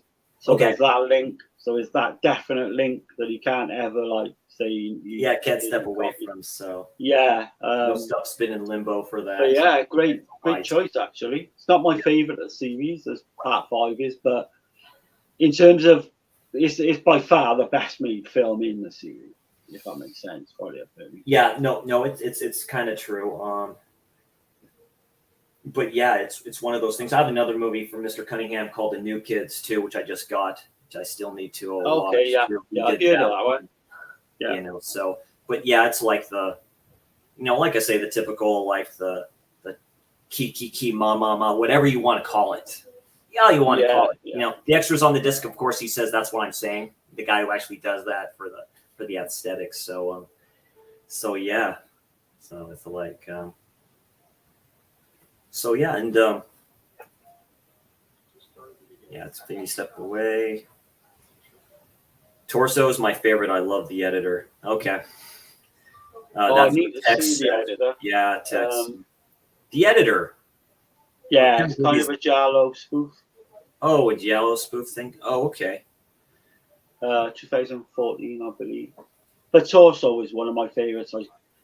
I've talked about it quite a bit on like a podcast and Dirk streams and that, but that would definitely be in my top 5. That's true. Dirk is right about that, because I just got the Arrow Blu-ray of Last House on the Left. He said also Cunningham worked with Craven on Last House on the Left. Yeah. Those two. Yeah. I think, that's part of the extras, because that's a fairly new Blu-ray release from Arrow. They released that, I think, 2020 or something like that. Has a... Of course, it's Arrow, has a bunch of extras on there, so highly worth it. Very important film, actually. New Kids is great, and New Kids is great. So yeah, great stuff. All right, there, Darren. You can go through some of your honorable mentions, my friend. Right, the first one up, I forgot to pick off the shelf. I've got all the rest. There's a film called Eyes of a Stranger. Oh, again, I've heard of that one. Yeah, 1981. Again, Tom Savini did the effects. It's about this. There's this killer going around. He's offing, like, obviously women, but he's like living in kind of this tower block. There's these 2 sisters. The one kind of finds out by accident what he's up to, and there's kind of stalking. He's stalking her because she knows, but she's watching his every move, and it's kind of cat and mouse all the way through. Okay. So it's kind of like stalking type of a thing. Yeah, it's superb. It all ends up in a scene as well where you've got this blind girl being terrorized by this killer, and it's fucking outstanding. I would highly recommend Eyes of a Stranger. A quick question, because Brad was mentioning this for Darren. What did you think of The Last Matinee? I don't think Chris has seen it yet. I have not. I have the Vinegar Syndrome one though that they released. I got that on the Black Friday sale. Funny you should say that, because I've got it as one of my honorable mentions. Excellent. Yeah, go ahead. I loved it. I gotta be honest. From, like, I think Dirk picked it for the podcast last week, and I'd seen it once before, and I fucking love it. And it's got so much rewatchability as well. And you got the whole. It's kind of gives you a Demons feel with the whole cinema. Okay. Yeah, we still got that slasher giallo killer on the loose, and this killer's just like there's no backstory, which makes it even more frightening, I think. And the gore is done really well. I think the soundtrack, I was amazed on second watching of that how fucking good that soundtrack is. You can get a copy of that maybe off YouTube or something, play in your car or while you're doing something around the house. Yeah. It's fucking amazing soundtrack, man. Yeah, because the one that when I got it, Vinegar Syndrome's halfway to Black Friday sale. Yeah, it was one of the partner labels through that site, Dark Star Pictures. But yeah, I have it. I've got it over there. Once I get to it, I'll pick it out. But yeah, I think it's fantastic. I love The Last Matinee as well. Incredible kills and gore too. Total surprise. You're dead right about the score also. So that's Brad amazing saying film. that. Yeah, it's kind of one that took me by surprise because I'm not a massive fan of newer films. Right. But watching that, I was just blown That's away. right. It was made kind of later, huh? Yeah. So okay, I can Yeah, do 2020, I think. Cool. I can do two real quick. Let me get my other stack here. Yeah, no problem. Like I said, I basically said that kind of start of this rain probably shit load of. I've got quite a few, so we can, if you want to go through 5 at a time each, if you want. Or yeah, sure, whatever that's no works problem. good Since for we did 2, we can go through. You did 2. I'll do 2 right now. So, just real quick, some newer ones. That's the remake of Friday the 13th. This is a steelbook, Killer Cut 1. I have the DVD of this, and then of course, Oh man, I've not seen the steelbook. The F-13 collection that Scream Factory released and stuff like that. I saw this. Well, this is the only Friday the 13th movie I saw in the theater. So, right, okay. Yeah. I just got it just because because I have like other versions of this movie and stuff like that. But yeah, it's a great remake in my opinion. Specifically, the opening scene, the opening kind of setting and stuff like that. It kind of adds to it, stuff like that. But really, mostly it's just good kills in this in general. That's why I'd recommend this and stuff like that. But the opening scene is kind of worth it. So I will say that I wasn't a particular fan. Maybe one I need to go back to, but yeah, I will. The characters are not likable, but it has the girl from the Flash TV series in it. You almost think she's the final girl, but she's not. And it has the dude that was in that other CW series that I forget the name of right now. So, right. So I'll definitely give it a rewatch though, based on what I've heard off people recently. And my other honorable mention is I think the franchise is a little bit overrated, specifically with the newest one that we got.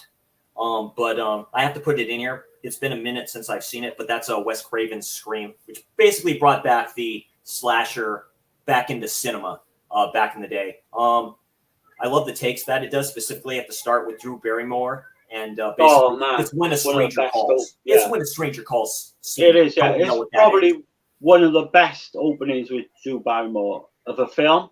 But for me, I just don't particularly, I'm not fond of the rest of the film. If that makes sense. I do like it, but I'm not a massive fan. Craven in his later days, you could say in the 90s, his movies looked they were very fast paced. Like, I like Red Eye. I do. I don't think it's the greatest thing in the world. I love Cillian Murphy in that movie. He plays a sadistic bastard, but I mean, it's one of those things. They seemed the music sometimes didn't fit for me in the Scream films. Yeah. I actually like Scream 2 a little bit better than that one. But I was going to say that I do prefer Scream 2. The original 3 is fine. Like I say, I like original trilogies. 4 I actually heard is quite good. But then you get, and I have 5. I thought it was okay. There's some good kills in there and stuff like that. It's just too much. I like 5. Yeah. I didn't like 4 at all. It's kind of a bit over long for me. 4 was. I'm getting enjoyment out of 3, but 2 is the best of me, or my favorite, I should say. All right, there, Dirk. You take care. Says gotta go. Y'all, great stream. Got 8 films to watch. Yeah, but take care. Okay, have fun with those, Dirk. Appreciate it. Thanks for stopping by. Really appreciate it. Sorry, what's going on, Anthony? I saw that you showed up. Thanks for showing up, my friend. I appreciate it. Thank you very much. So, great stuff. And do you want me to grab a few more? Yeah, go ahead, Darren. Yeah, go ahead. We can do like 2, 2, and 2. That's fine. So I'll put across the actual box set. I know what you did last summer. Okay. But the film I will actually put across as my honorable mention will be part 2. I still know what you did last summer. Yeah, I really like. Let's see if I can pull it out quickly. I really like this one. Let's see. I still know. Got it. I just like the campiness of it. I don't think it's better than the original in terms of well made. Is Jack Black in that one? Yeah. Okay. And you've got the whole they're on this kind of tropical island. I love all that, man, with the rainstorm and all that going on. And it's just campy fun. It's nothing to be taken seriously. Right. It's kind of impossible how the killer could actually do the things he does in the film. If you're watching it, you're thinking, shit, that just like what's going on here? Yeah, it could not possibly happen in real life. Nice. But that for me, that's what makes it all the more entertaining. And I could just watch that on a loop. I've said it before. Very nice. Maybe on Dana's podcast or Dana's show. Yeah, I love it. So my next one would be Black. So this would be my next one. It would be Hell Night. Yeah, I don't own that just yet. Yeah, that's a good one. I got the screen factor. Heck yeah. This is fantastic. From part 4 in there. Has the love interest of Linda Blair's character. He's from part 4. Peter Barton. Yeah, Peter Barton. This is what they do right with this film. Basically, it's given this whole gothic type setting where they're in this big mansion. They're in like a fancy dress type party. There's a big history with the house they're in. It's supposed to be haunted. They kind of get dared to stay in there overnight. A killer comes on the scene, I'll just say that. And you've got obviously Linda Blair, Peter Barton running around this big villa, mansion or whatever you call it, being stalked by this crazy killer. And the actual killer as well, I think, is one of the best ever. Oh yeah, the ending to that is on point, dude. The kill for that at the end is very good. Dang. Yeah. So I would say the film kind of is a lot more suspense rather than slashing killings, although they are that, that's in there as well. Yeah. And then it builds up to, like you say, that whole ending. Fantastic, man. Yeah. I just think this is underrated, if I'm honest. I think this should be mentioned a lot more in people's people's lists and stuff, I think. Yeah. Just look at the cover art. That's the original cover art. When I had the Shudder app, I watched that because it was on there.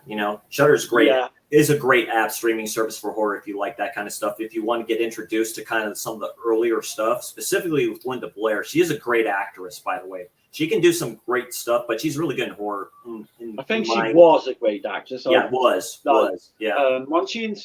Was she in Scream as well, or one of the Scream sequels? She might have. Like I said, it's been a while since I've seen all the Scream. Yeah, I think her acting kind of went downhill. I like her in Savage Streets.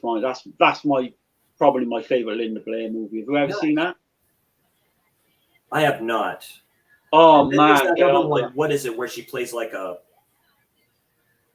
Well, it's that sexy cover of her like on a bike and stuff like that, wearing leather. It's like a revenge type of a thing.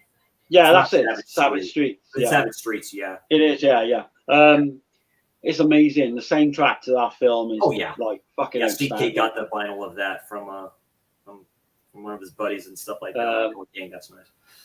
It's basically a rape revenge, but I mean it's quite dark in places. But it's like it obviously wouldn't qualify as a slasher. Do you think for Hell Night that Mr. Band got the idea to do Castle Freak from that? Possibly, yeah. Yeah, because I haven't seen Castle Freak in a while, but I do remember it. And then I saw that first. Setting. Yeah, I saw that before this, and I look at that, I'm like going, oh, that's interesting, because it's like, something's in the basement type of a thing, right? You don't know. Yeah. Like that thing going around. But yeah, what is it? The death scene at the gate, I think, or something, where it looks creepy as heck. Yeah, great. Yeah. And another one you're thinking along those lines is there's one called The Unseen as well. Yeah, The Unseen. That's another good one. We're you've got the killer, like in the basement or whatever. Yeah. Good deal, Darren. All right. Okay, so my other two honorable mentions out of my stack here. I'll be shocked if I didn't mention this. Again, this was directed by William Lustig. Late great Joe Spinell. That's Maniac. I got that on my list as well. On my honorable mention. Love seeing classic film of people going to the theater, seeing this. People were shocked. The guy who played Damien Karras in The Exorcist, they originally were going to use him as the detective tracking Spinell's character, and that didn't happen. Jason Miller, yeah, Jason Miller. Of course, Tom Savini, practical effects. He's in this in the car. He plays a part with the lady. The shotgun scene is crazy good. This is a great slasher. The scene with the nurse where he's chasing the nurse basically like that. That's a great jump scare scene in the bathroom. I think that's one of the best scenes in the film. I fucking love it. It's grimy, it's gritty, it's got a grindhouse type feel to it. Very good, grindhousey, almost Giallo like a little bit with his obsession with definitely the he looks very artsy wise. He's like paying like a director, I think, or something like that when he's going to see his kind of love interest and whatever like that in there. The whole thing with the mannequins, I'll say, in the room. The ending scene specifically with him on the bed. That's all I'm going to say like that. The ending is worth it for this film. Good kills in this. Great film. Doesn't get enough love, in my opinion. That's Maniac. And, of course, you got Caroline Munro's in Slaughter High as well. Yes. Well, like I say, that shotgun scene at the car. My goodness.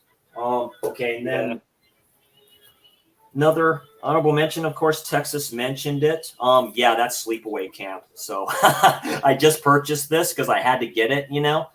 It's Sleepaway Camp. The great Felicia Rose.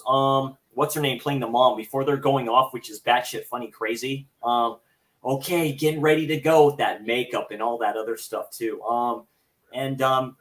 Just real quick, just the ending to this and stuff like that. There's some good death scenes in here. I like the original cover better, you know, with the thing coming out, the shoes and all this other stuff. There's a death that involves bees. There's some memorable stuff in here. I call it tropey comedy in here where you're like going, what the bleep is going on here? Felicia Rose's character doesn't say anything or not a lot in this. And then, of course, the ending scene, we all know. This cover doesn't do it justice, but I do like it. It looks like it's from the same artist who did The Burning and stuff like that, that cover for that. So that's why I like it. It's great for what it is. So, that's Sleepaway Camp. Which I kind of prefer the sequels, which I know I'm like in the minority. I heard the sequel's pretty good. I think this Sleepaway Camp is more famous for our ending than anything else. Yeah, that's what I mean. The ending is freaky, specifically since it's at night. So there's an aesthetic to it, and it's right by that lake and stuff like that. I mean, it's like it kind of works actually in kind of a Friday the 13th type. It does. No, I know they did this movie because of the success of Friday the 13th. They had to. A lot of movies. Right. Yeah. That makes sense. Yeah. When was the second one done? Because this one was Sleepaway Camp was done in 83, I believe. 83. So the second one was done in 88, maybe.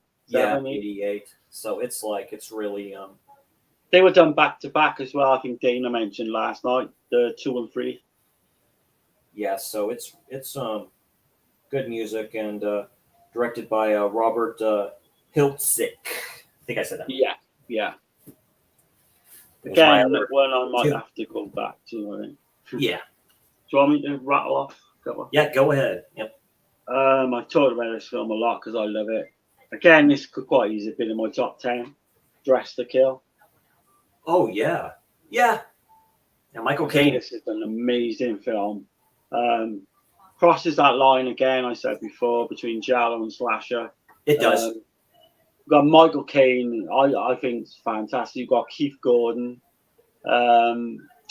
We've got that's one of my favorite roles by him, by Michael Caine, and he's a great actor. He always I actually like he separates himself. He can separate himself and do multiple roles like that. In his whoa, wait a minute. I'm like, whoa, okay.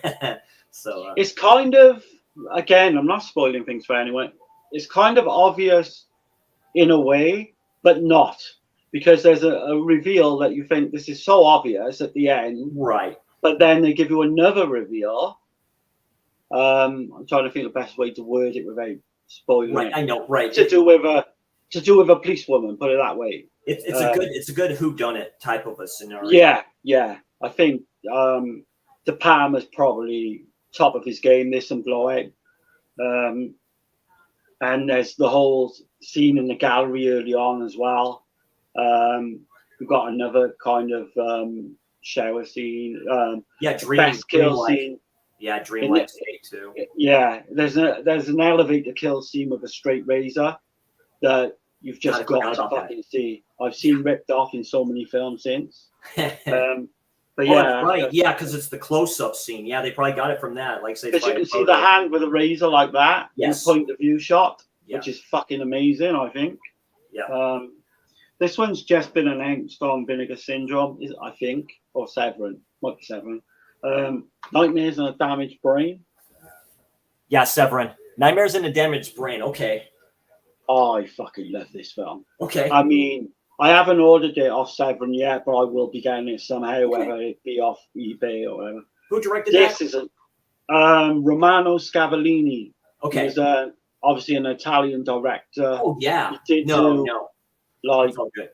he did do a giallo called The White Dress of Marielle, which is actually in the Forgotten Jolly set. Yeah. And it's well worth a watch. This is the whole childhood trauma. Oh. And then you see a piece, like a bit at the start of the film that's very much like the first part of Pieces, without giving it away. Okay.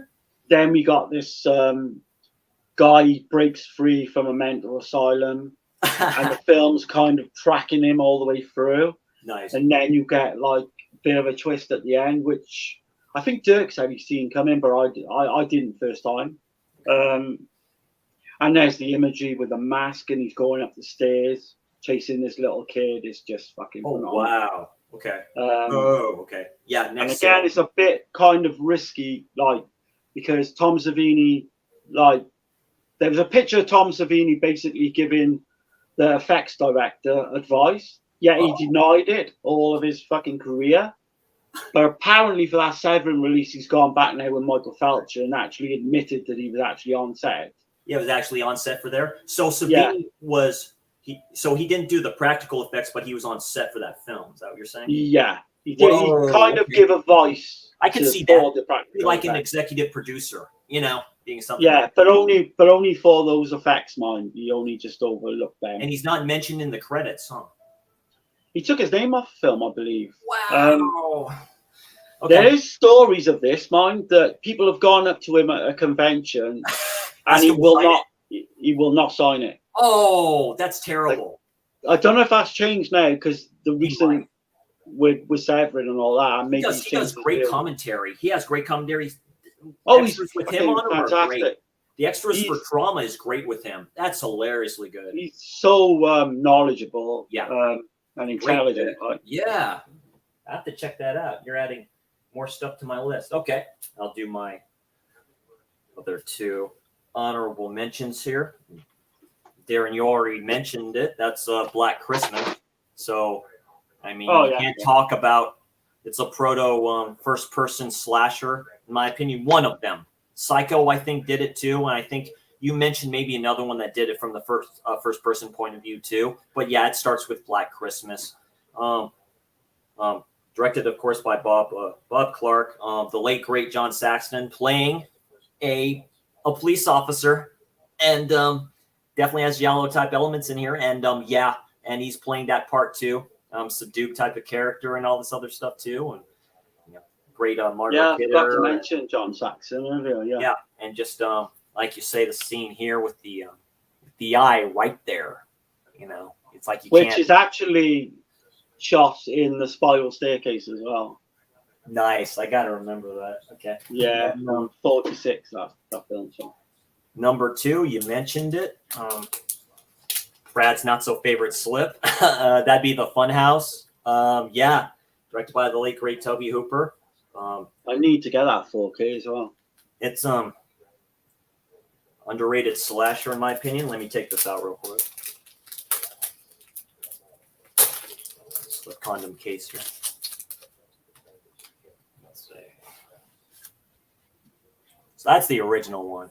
Oh yeah, that's the poster I got. This pretty much explains that better than whatever. Yeah, great film by Toby Hooper. The ending scene specifically, where it's like a slow burn, he's continuously coming at her, and she's just like, I don't think if she knows whether to scream or not. That's very good acting by her. I think she's traumatized through the whole thing. That was my take off the film, that she's traumatized. And great ending. The ending is worth it. Like I said, it's really her in an empty or Carnival just starting to just go back, just doing what they're doing. So yeah, that's the Funhouse. I would like for Scream Factory to get Invaders from Mars. That's another film, I've just seen the trailer for, but that looks pretty terrifying for what it is. Isn't Invaders from Mars? Oh yeah, I've never seen it. Have you seen? You've obviously seen Eaten Alive, yeah? No, I have not. Oh man, yeah, a lot of blasphemy going on here. Yeah. If you want like kind of, it's not a sequel to Texas Chainsaw Massacre because they did that. I have heard, but it's kind of in that. You could put it in that kind of what's the word? Universe, I would say. Very nice. Yeah. I won't give too much away about that. Yeah. So there's a recent film that's actually kind of ripped off a little bit of it, but I won't say what it is. Very nice. Yeah, Anthony Horsenmore mentions Tom Savini is very entertaining. I was lucky enough to catch a panel that he was speaking at, and he answered every question in great detail. He's a really funny guy. Yeah, he looks to be that way. He did the wrestler Bray Wyatt's mask when he became that Fiend character. Oh, okay, yeah. When you see him coming out in that mask, Tom Savini created that for him. I remember seeing that, the braids, because he technically has that hair where he can make braids and stuff like that coming out in that character. I'm like, oh shit, right. And he's been on podcasts and stuff like that. I forget his actual name. His son was a wrestler, or his father was a wrestler, and but yeah, he said and he showed the masks that he has that Tom Savini's created for his character, so it was pretty cool. So I was kind of like that. So. Oh, he's apparently at conventions. He's hit or miss whether to talk to or not properly, but as an effects artist, there's no other. Oh God, yes, no other at all. On point for practical effects. Okay, go ahead, Darren. Right, my next one would be a film called Silent Scream from 1979, maybe 1980. Okay. And this is a Psycho ripoff, but fucking fantastic. Silent Scream. Denny Harris, I think, directed it. He's not a well-known director. This come out, and this was probably one of the most successful slasher films ever made in terms of theatre, because it came out. It did really well. This was prior to like Friday the 13th, and a little bit after Halloween. So you're talking 79. Kind of in the middle there. Okay. Yeah. So you've got this big house on the water. You've got this young girl. She goes in. She wants to get a room, rent a room there. There's this creepy little family there. Without giving too much away. Okay. Yvonne Carlo, I think, plays the mother. Barbara Steele plays the psychotic sister. Oh, Barbara Steele's in there. Okay. Yeah, it's only a cameo. Right. But it's worth seeing just for her cameo. Okay. I think the young boy who plays their brother, I think he's fantastic as well. Very psycho. I won't say too much else about it.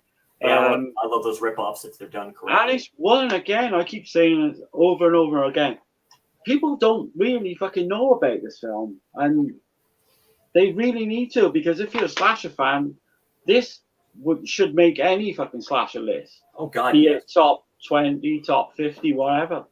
Hell yeah. So yeah, you've never seen that, have you, Chris? No, I've not. I've not seen Silent Scream. Oh, like I say, a lot of them are worth checking out. That's why I love doing streams with you all. I think I got this off Dirk in the Kino sale for like $8 or that's the Kino sale. Oh, yeah, I know they're coming up with one probably late July. I'll see if that's on there. Yeah, put on your list. Excellent. I don't think this one's been mentioned yet, but obviously the Burning. You can't mention the Burning without mentioning Madman. Everyone knows. I was tempted during the Versus sale to get that 4K that was released because they still had that available with the slip. I got the Vinegar Syndrome as well, but I haven't upgraded to the 4K. That bit has commentary in that one too, I believe. Right, yeah. Don't say his name. I think everyone knows Madman. Yeah. There's a big round campfire. Yeah. Early on, where you get the whole legend of the Madman. burning-esque, very Friday the 13th. Oh yeah. Um, The there's an hot tub scene in there is hilarious. Oh, I was going to mention that. That's fucking insane. Yeah. The actual music in that scene is fucking it's really bad, good. but amazing at the same time. Yeah. It's like, and the way they're like going round and round, it's just fucking right. And yeah, even though it kind of, the effects kind of look cheesy, it really works, I think, for the film. Yeah. And to think this was going to be based on the Cropsey, Maniac, the burning kind of beat him to it. True. They were basically 3 or 4 weeks in front of them, production-wise. The burning was 3 or 4 weeks in front of Madman. One of the actors for Madman actually read the script for the burning, and then he turned around and told the director of Madman, he said, look, I think they're doing a fucking film based almost exactly on what you're doing. I heard about that, yeah. Just like a few weeks ago. And so they had to change the title to Madman Mars, which works anyway. It's great. Yeah. I think it's a great title. What a time to be alive or be at that age where you can go to the theater and see those, because those. Oh man, dude, it'd be like one after the other. It's like, bro, it's like, come on now. Get like. I was alive in that time, 81, but I was only 10. I would have loved to have been like 17, 18 and got into all them. I was like 2 or 3 years old. Like I say, by the time these slashers started coming out, by the time Friday the 13th came out, I was like 4 or 5. You know what I mean? Because I was born in. Yeah, absolutely. I kind of just missed them as well in the cinemas and all that. It's okay. It's always great coming back to those. Yeah, 1981, I always say, is the year of the slasher. If you actually sat down and seen a list, right, of every slasher from 1981, you'd be gobsmacked how many good stuff. I think that's where it peaked. Absolutely. But there's still great films either side of 81 as well. Yeah. Awesome. Good picks there, Darren. Let's look at the chat here real quick. Anthony mentioned something. Yeah, I love that carnival setting in the funhouse because it feels like an actual funhouse. It does. It's very grimy looking. Gives me Rob Zombie type feels every time I watch it. Very true. The guy that plays kind of like, you can say, the ringmaster or whatever like that at that one booth. I keep on forgetting his name. He's done other stuff before. He was in The Quick and the Dead. He says, "Come all see this whatever." He plays a few different parts. I can't think of his name either. So it's a very good stuff there, where they're kind of trapped in there for a little bit, where stuff just starts to get crazy. Okay, this has been mentioned before in the other stream that we all did. Another honorable mention. I have to put an Italian director in here. I have another one I'm going to put in here too as honorable mention. That's maybe one of my all-time favorite Lucio Fulci films. That has to be New York Ripper. This is a great release by Blue Underground. I love this movie. I watched it the second time a couple days ago just to refresh my memory on this. A lot of controversy for this. That's okay. That's Fulci at his finest. And I love the New York's grimy setting. Fulci did a great job symbolizing what New York was like in the 70s. You had sex houses. You had grimy New York. It was grimy as hell. Stuff can happen. And sure enough, person goes around doing this to women in these settings. Great payoff here. The guy with his, I believe it's his dog at the start of this and stuff like that. And just him finding that hand, I think it is, or something like that in the bush. And then it just goes all the way good for that. So, of course, right now it's number 2 of my all-time Fulci films. May go to number 1, but we'll see. But, yeah, that's New York Ripper there. Great release. Yeah, I didn't put that on my list, but I should have definitely. That film's another one, like Maniac, Cruising. They were all made like in the late sort of 70s, early 80s. During that different time where it made you kind of think a little bit, in my opinion. The lead detective is a narcissistic piece of shit. Great actor, but he is. He's a narcissistic piece of shit. And the whole twist in New York Ripper as well. That's really good. Yeah, that's why it's like. Then another one, it was mentioned before and stuff like that. One of Anthony's probably all-time favorite films. That's Child's Play 2. One of the greatest films of all time. This is the first Child's Play I watched. And directed by John Lafia, written by Don Mancini. Okay. Right. Yeah. He didn't get a lot of credit in the first film. even though he wrote that most of it and stuff like that. But they put his name on here. I mean, yeah, great kills in this. This is the first, like I say, I watched this with my parents when I was like, probably 13 or 14. Tons of cussing in this. Chucky's a little awesome little shit in here. The scene with the teacher, you've been very, very naughty, Miss So-and-so, with the ruler. This is straight up slasher stuff. Kills from beginning to end. The girl that played Andy's adopted sister was in 90210 back in the day. That's where I recognized her from. Okay. Great scene, great ending scene. All around great slasher. I love this guy. This almost made it instead of the original Child's Play, but I mean, I love this slasher film, and that's just terrifying. I mean, come on now. Like I say, one of the best sequels, I think, of any franchise. He's like, watch out, Jack, Chucky's back. It's more slasher-esque, I think, than the original. No, it's a lot more slasher-esque. The practical effects are a lot better in here. A lot better. It's really good. Yeah, that's Child's Play too. Right, so this has been mentioned before. I'll say it quickly. The Last Matinee. That's a good cover. It's a slipcover. Well, that's from Arrow. But I think the American release is good as well, from what I've heard.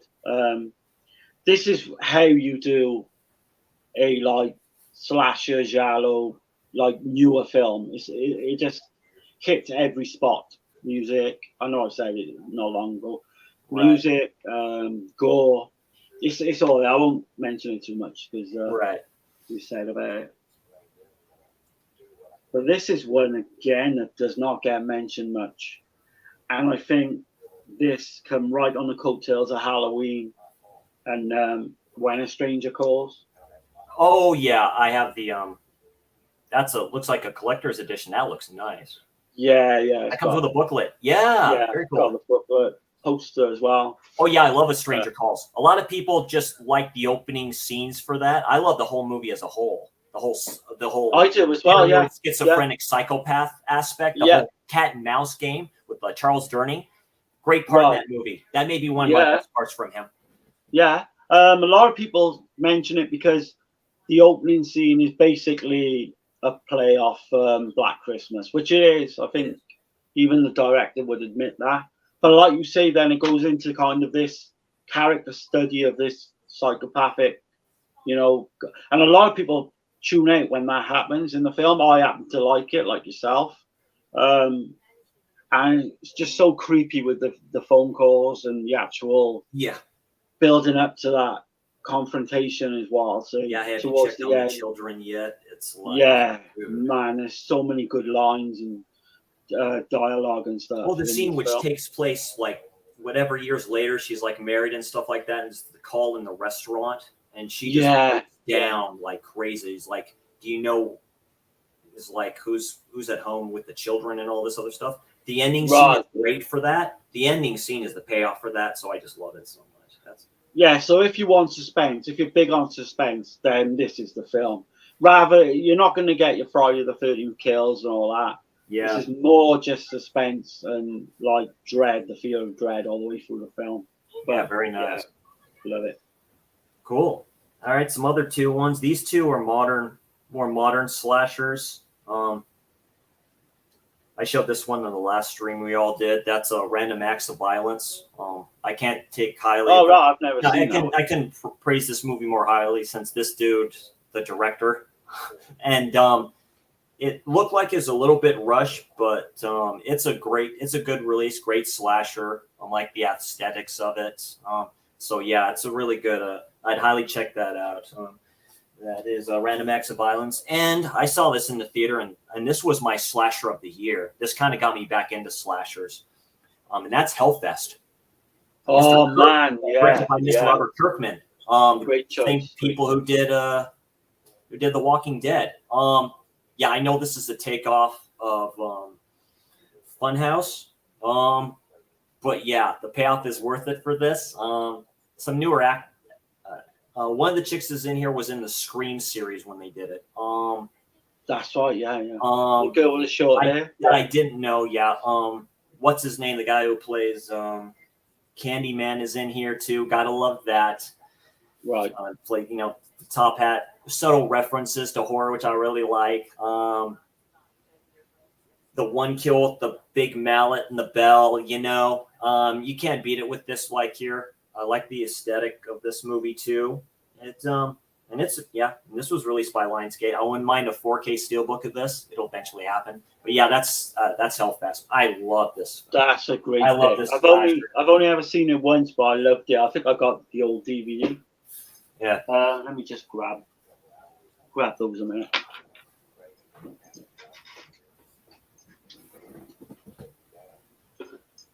Sorry about that.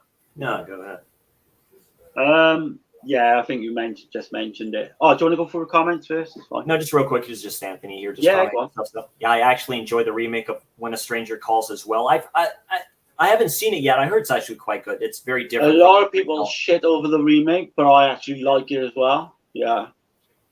I agree with that too, Anthony. I think Jeepers Creepers is a lot of fun too. Great creature design. It is. Yeah, with Justin Long. I love Justin Long. Whenever he can play that terrified character, dude, he's a scream queen. Might as well just say it. He's really good. That's why I love Barbarian so much. Need a 4K. Blu-ray, something like that. Yeah, Hellfest is a blast. Yeah. Me and Anthony think a little bit alike with a lot of stuff like that. So it was a good release by Kirkman. It's like when just seeing that, because I think it was a CBS Films picture. I just love the whole start of that film and the ending of that film. I really love the ending. It left room for a sequel if we'd ever get one, which I doubt. Yeah, I know a guy on YouTube who he owns props to that film. Nice. Quite a few as well. Yeah. This one is you've mentioned already, Maniac. I fucking love it as well.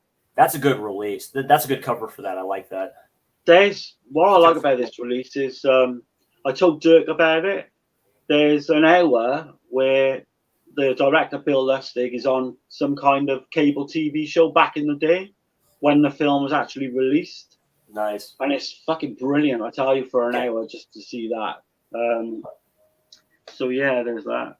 Again, you've mentioned it. I haven't got the Blu-ray, but I've got the old DVD. Yeah, it's a nice cover either way. Yeah, the Prowler. Yeah, I need to upgrade that one. I wouldn't mind a re-release since Blue Underground is doing those. I wouldn't mind a re-release to that on 4K. I know how better you could do with the transfer, but I like to see that. I'd like to see more extras, to be honest. Yeah, it doesn't have a lot. I've never heard the commentary with Joe Zito. Have you heard that? I have not. I've not watched that yet. I think I've watched some of it, but right. Yeah, it's cool. I'll have to do that. Yeah, specifically with that director and stuff like that, it'd be cool to hear from him. Just the way the movie goes and stuff like that. Very good. Good 2 picks there. Okay, my other 2 honorable mentions right here. This was mentioned before in the stream we all did. Dark Knight of the Scarecrow. This is a really good slasher. This is a really good slasher. TV. Charles Durning is in this one as well. It's revenge. It's a revenge slasher. Good kills in this. Great film. Really, it is really terrifying. It's creepy, isn't it? Yeah, considering there's Charles Durning there. He plays like a postal worker. The mom, that dude at the far end. What happens to him? But you can't believe as well that was actually a TV film, and it's fucking frightening in places. Yeah, it's hecka frightening. So forgot who the director is because it doesn't say in the back. Yeah, it does. Director of Frank D. Folita, I believe you say his name. I'll probably say that wrong. So, Larry Duke plays Bubba Ritter. And Charles Durning, Tanya Crow. Typical farming type slasher type of scenario there out in those fields. Yeah, but it's ahead of its time. Another movie I saw in the theater. Really liked it. I should get the 4K of this. It's directed by David Yarkovsky, but written by Brian Gunn and Mark Gunn. And that's Brightburn. I actually own the Blu-ray, but I've never seen it. I blind bought it. It's just like, I'm like, I saw this in the theater. This is one of Elizabeth Banks' my favorite role from her, really. Also has another dude in here that was in The Office. Right. Is it kind plays of the kid's dad. Is it a comic book slasher? I've heard. It is a comic book slasher idea. Basically, you take Superman and you turn him into this. What happened basically when Superman goes bad? Since this is a gun movie, Michael Rooker is in here at the end as a reporter. Right. Okay. Yeah. This has highly rewatchability to me. There's of course the kill in the diner, the glass falling on the chick's eyes, and you see her trying to pull it out and stuff like that. That is terrifying to me. The whole scene with the dad and the son, him thinking, should I do it? Taking him out hunting, that's very chilling. Very, very chilling. The ending is worth it for here. It's kind of a slow, don't write the pun there, but kind of like slow burn a little bit towards the end, but the ending is worth it. That's Brightburn. I love this film. Oh man, you got me excited now because I do want to. It's an evil Superman. It's a horror Superman film. Awesome, man. Awesome. Yeah. Right. Hold on real quick, Darren. Question for you. Brad mentioned I found you on YouTube, Darren, subscribed up. Would you like to hear more about modern giallo style movies? I know there's a big resurgence with movies like The Last Matinee we talked about earlier. Yeah, I've not done nothing on my YouTube channel at the moment, but I am planning on doing kind of showing off my posters and stuff like that. Very cool. So yeah, because I heard you mention that.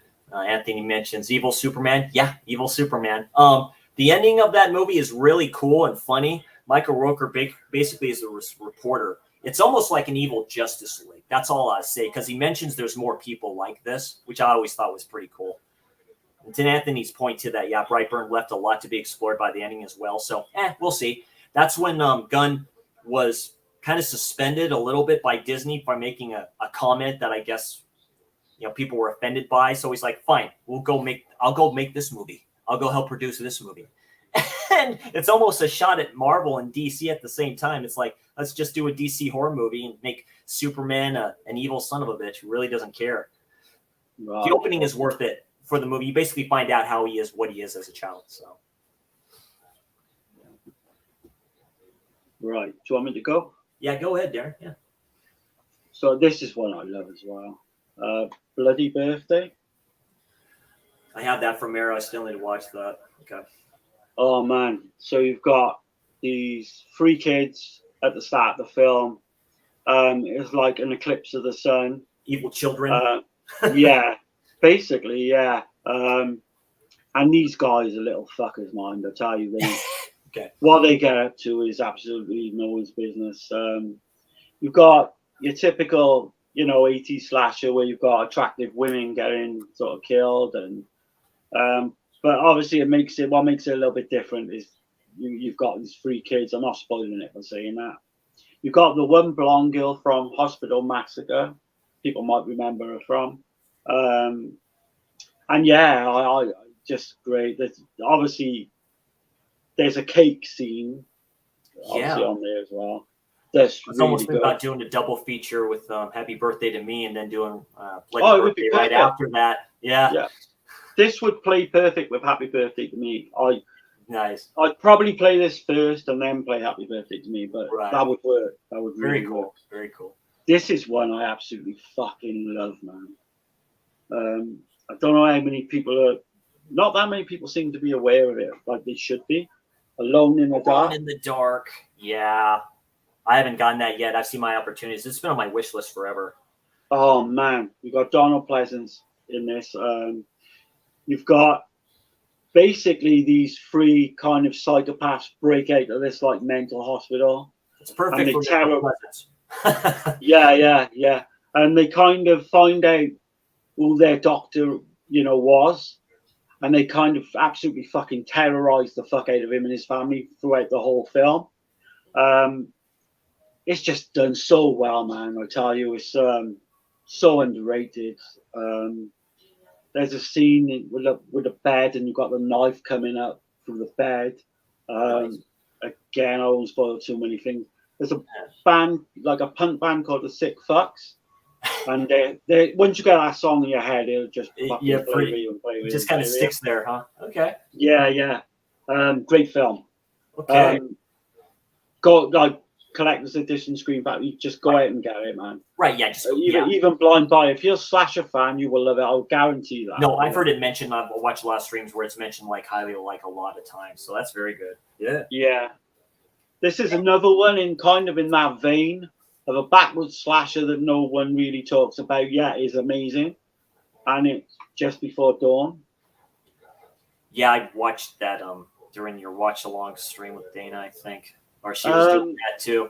Yeah. Yeah, a lot of people maybe say it can be a little bit boring. I didn't find that. I was kind of engrossed all the way through. There's great kills in that. That killer as well. You look at yeah, he's a big killer, stroke killers or whatever. You see him from a distance at the start when he puts the mask on, which is funny. The guy's like out in the field doing the fake, like slow ass running and stuff like that. Yeah, It's like, I'm just gonna put this back on. Kind of fucking terrifying to look at. It is. Like, and then there's that twist as well, which I won't give away, which is done in quite a few slashes, but I mean, it doesn't, affect the story or anything.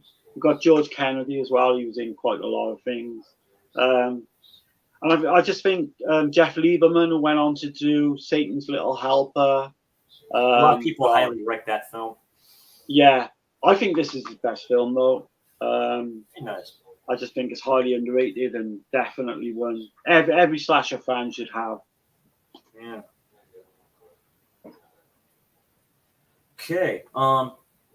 This was originally in my top 10, and I just like to fluctuate it, but I just put it as my honorable mentions, highly recommended.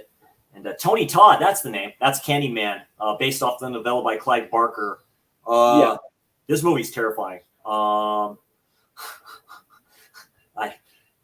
love Clive Barker. I think he's very underrated. Great horror writer. Probably his Books of Blood is probably the best horror novella short stories to come around in years. I've heard that. You have a lot of stuff that came from that. Midnight Meat Train is another one. One I'm going to mention here is another one. But yeah, that's Candyman. Very dark, dreamlike sequences in some of this stuff. Specifically, the scene with I could call her final girl's friend goes into that place and you hear her scream. Yeah, that's haunting. Be my victim and stuff like that. Yeah, scenes in the mirror, all that stuff too. The score to that as well is the score is awesome. I know Dirk doesn't like it. I liked the newer Candyman they did. I think it expanded the universe a little bit. There's good kills in that. Did not mention it for that reason though. Specifically, the scene in the mirror. The scene in the mirror in that film is really good. Scene in the bathroom, which has been used before, the girls and stuff like that. That's very good. Yeah. I just have two more, so I'll just send the last two more. I've got three myself or so. There we go. Cool. Perfect. Final two honorable mentions here. Another one based off novella by Clive Barker. I just watched this. I got this in one of the last Kino sales. It was cheap enough. That's Rawhead Rex. Oh, okay. Yeah. This movie is very good. This is a paranormal slasher, you can call it. Folktale. A good little booklet in here by Kat Ellinger. Yeah, it just starts out. They're trying to get this big stump down and stuff like that. It's like a cross type of a thing. You find out it's a tomb and it releases this badass creature right here. It's a slasher. There's some good kill scenes in here. There's one scene with a woman who is pregnant, which is pretty terrifying in my opinion. There's some chilling dark scenes in this film and stuff like that. It doesn't seem like that for the name, it being called Rawhead Rex. There's a dude playing a priest that's not really a priest. He's not really a priest. He's in the garb, but no, you're missing something up here, buddy. So I kind of configured that was going to go,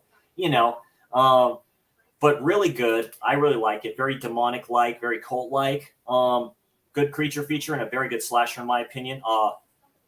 Pretty underrated for what it is. That's Rawhead Rex. I think the look of the killer in that is quite hokey, but if you can get over that, then the ending is pretty. It's a well-made film. It's kind of funny and stuff like that too. But I like it for what it is, specifically for the ending. Set in Ireland as well. I think it was made in Ireland, UK. So yeah. And another film. God, what happens when you take classic metal songs and you mix in Friday the 13th, and you mix in Psycho, and you mix in Nightmare on Elm Street. You take every slasher. I'll just Italian director and just put this in a little bowl, mix it up. I'll put Donald Pleasance in it, a very young Jennifer Connelly, and that's phenomenon. Yeah.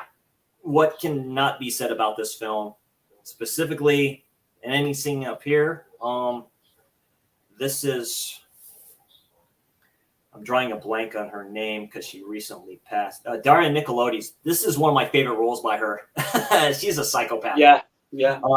Jennifer Connelly being Jennifer Connelly. Donald Pleasance being that character, Donald Pleasance, and the awesome monkey in here. Great kills in this. This was done in Sweden, right? So Austria, I believe. Austria. Yeah. And great kills in this. Dreamlight states where she sees the kills when she happens. There's one kill in particular. That's when, of course, Flash of the Blade by Iron Maiden is playing. I love that scene. That scene in the window where she's right there. You all know what I'm talking about. That's very good. Good kills in here. It's a very dreamish type of a film. Only the best that the great Dario Argento can produce. This movie's batshit crazy too. Specifically the ending. I love the ending for that. That's phenomenon. That's my last honorable mention. That one is starting to get liked by a lot of people now. Because I remember there was a time when people were like a little bit hit or miss with that. But phenomenon is great. They say Dario is a little bit subdued with a lot of stuff in there. The scene in the muddy water, as I say, where it gets jumped in and you see the skulls and the bodies, and oh god, I'm like, dude. There's a lot of Saw elements in that. The officer that gets chained up on the side. Yeah. It's hard to not put that in your top 5 Argento, I think. Yeah. In terms of entertainment, and everything, it's great. Yeah. I got 3, but we mentioned one before, so I'll just skip over it quickly. It's Cycle 2. Love it. Yeah. Love it. And that is an Arrow release, absolutely. Yeah. This is one I think is a fucking great film, and again, I don't know. I think when it first came out, it was quite well known, but I'll just say what it is. American Psycho, I love it. Hey, yeah, Christian Bale. Probably out of all the performances I've seen him in, one of his best, I think. That and Jared Leto. When you can put a movie of Jared Leto not playing a part that people don't like him playing, he's a good actor for that. He kind of fits that scenario. The yuppie type. The yuppie type. But Patrick Bateman, man, early on where you see him in like this face mask, which is used for the cover as well, and some of the cover art. And he's doing lifts, and he's fucking, and then he's getting the time of consumerism in the 80s. Oh yeah, there's a massive sort of story, to that film.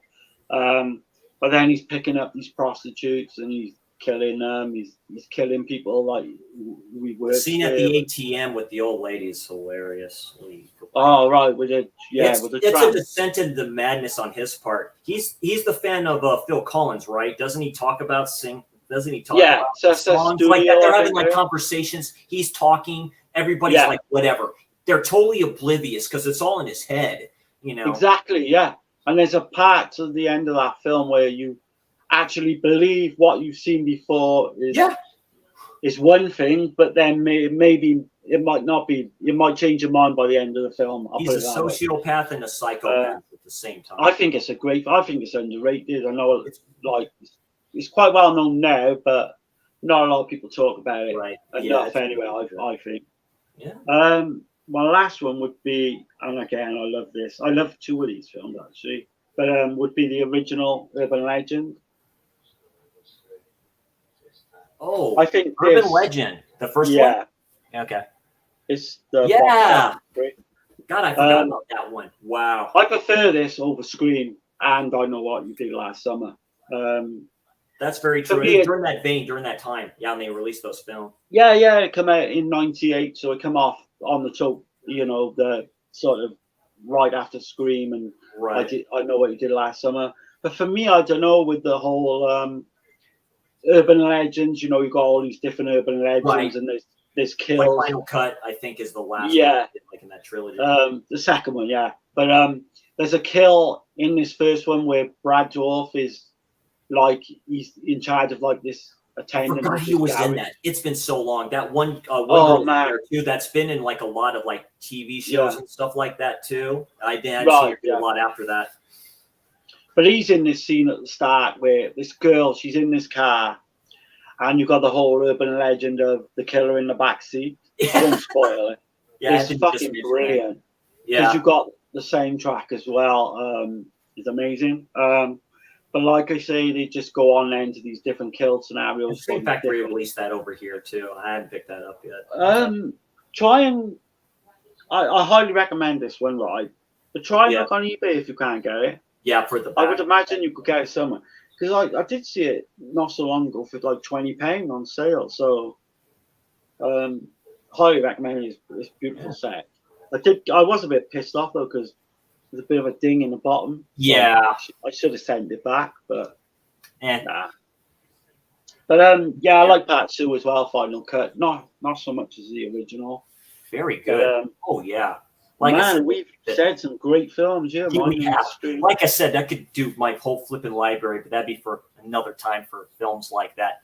Yeah, let's check up on the We could comments here, then definitely we'll be do, yeah, like maybe an underrated one in the future or something. Yeah, of course. Yeah, we'll work on that one. Yeah, Anthony Moore mentioned that Candyman has one of the best scores to any film. I agree with that. Oh yeah, I think Candyman's the best horror film of the 1990s, without shadow. It's pretty close to that. Yeah. I love them just trying to uncover the mystery to Candyman as well. That scene where they go through the medicine cabinet into the next apartment is so well done. That I agree with. There's great camera work in that film. You do that. Yeah, to his point about Phenomenon, the scene where where those bugs, they're flies, are swarming the kid's face on the boat. Well, that entire third act on the boat is Oh god, yeah. freaky. Yeah. It's like the boat is surrounded by fire. You notice that? So it's surrounded by fire. And she goes like under there. The underwater scene is like really good kind of for that. Just goes and then just the whole struggling underwater. But you would not get Phenomena without Don't Look Now, because that heavily influenced Dario Argento. I think he would even admit that, I think. Yeah, I just love it for being the batshit crazy film that it is, when you can take all those elements to all those slasher type horror films and put them all together in one like this. I mean, that kid, that freaky flipping kid where he's like running like at the boat, dude, going in the boat. I'm like, dude, this is straight up F-13 greatness here in the face and all that other stuff too. It's all there, you know. You've got the slasher kills, you've got the fantasy element as well. Oh god, yeah. You've got like with the insects, the supernatural. It's all there. It's just the animal attackness of it. Yeah, exactly. Yeah. It's all this big bubbling up into this great, entertaining fucking. That's right. To Brad's point, he loves Huey Lewis and the News, Genesis, and Whitney Houston. Yeah, Whitney Houston. That's right. I think it's the Genesis song he's singing. I think where he's all in white and all this stuff too. You know, he realizes that this is a really nice house or a nice apartment here. You know, where he's done taking out Jared Leto's like the coolest stuff ever. I think it was set in the 80s as well, wasn't it? Big fan of American Psycho. Yeah, Brad's kind of mentioned that. Yeah, it's really Anthony. Hell yeah, Urban Legend kicks ass. There's someone in the back seat. Yeah. Yeah, to Brad's point, Brad Dourif is great as a disabled gas station clerk in Urban Legend. Yeah, you love the cameos that they do for movies like that. It's like really, really good. I like it when they do that. You know, just put these iconic characters, as I say, in like certain parts. Yeah, absolutely. Just putting them in there. So that's Robert England's in that as well. Yes, he is. That's right. He is in that. He's like a professor. Yeah, very cool. I did want to. Recently, I bought a couple of books, so I just wanted to show them off. Show them off, Darren. So we got Stalking Pictures: The Dark Side Guide to the Slasher Film. Oh, I'm gonna have to get that to the movies. Okay. It. It's only, I think it was like £20, but I've been going through it. It's really good. I like that shot of Anthony Perkins there on the. The one I like. That smile is flipping sick. They did kind of do a follow-up to it, which I like even more. But I'm I got my bookmark in it because I'm reading it at the moment. But it's the Italian Horrors one. Ooh. I know it's edited by Alice Bryce. Okay. Oh, that opening one from Zombie, it looks sweet. Yeah. Like that. I'm kind of up to I'm halfway through the Lucio Fulci section, and I gotta be honest with you, it's fucking amazing. That nice. Yeah, very cool, Darren. Very cool lists, some very cool honorable mentions. Like I say, there'd be tons and tons and tons and tons more and stuff like that to do. I've been on a slasher kick lately, but now I'm on one even more. I think now after all these, exactly. So I'm itching to see some of these again. Yeah. Very good. So yeah, I appreciate everybody who stopped by the stream to watch us here and show the love that we love. My favorite genre in horror, which I'm sure is a lot of people's favorite genre in horror too, is slashers, and our top 10 picks in no order for now, and a shitload of honorable mentions and all that great stuff. And I appreciate Darren, my man, stopping by for doing this with me. I really appreciate it. Appreciate the support. 30 subscribers. Can't really believe it, to tell you the truth. It's pretty cool. I'll say we all share the same love for this great genre of horror and just everything in general. Just Giallo, stuff like that too.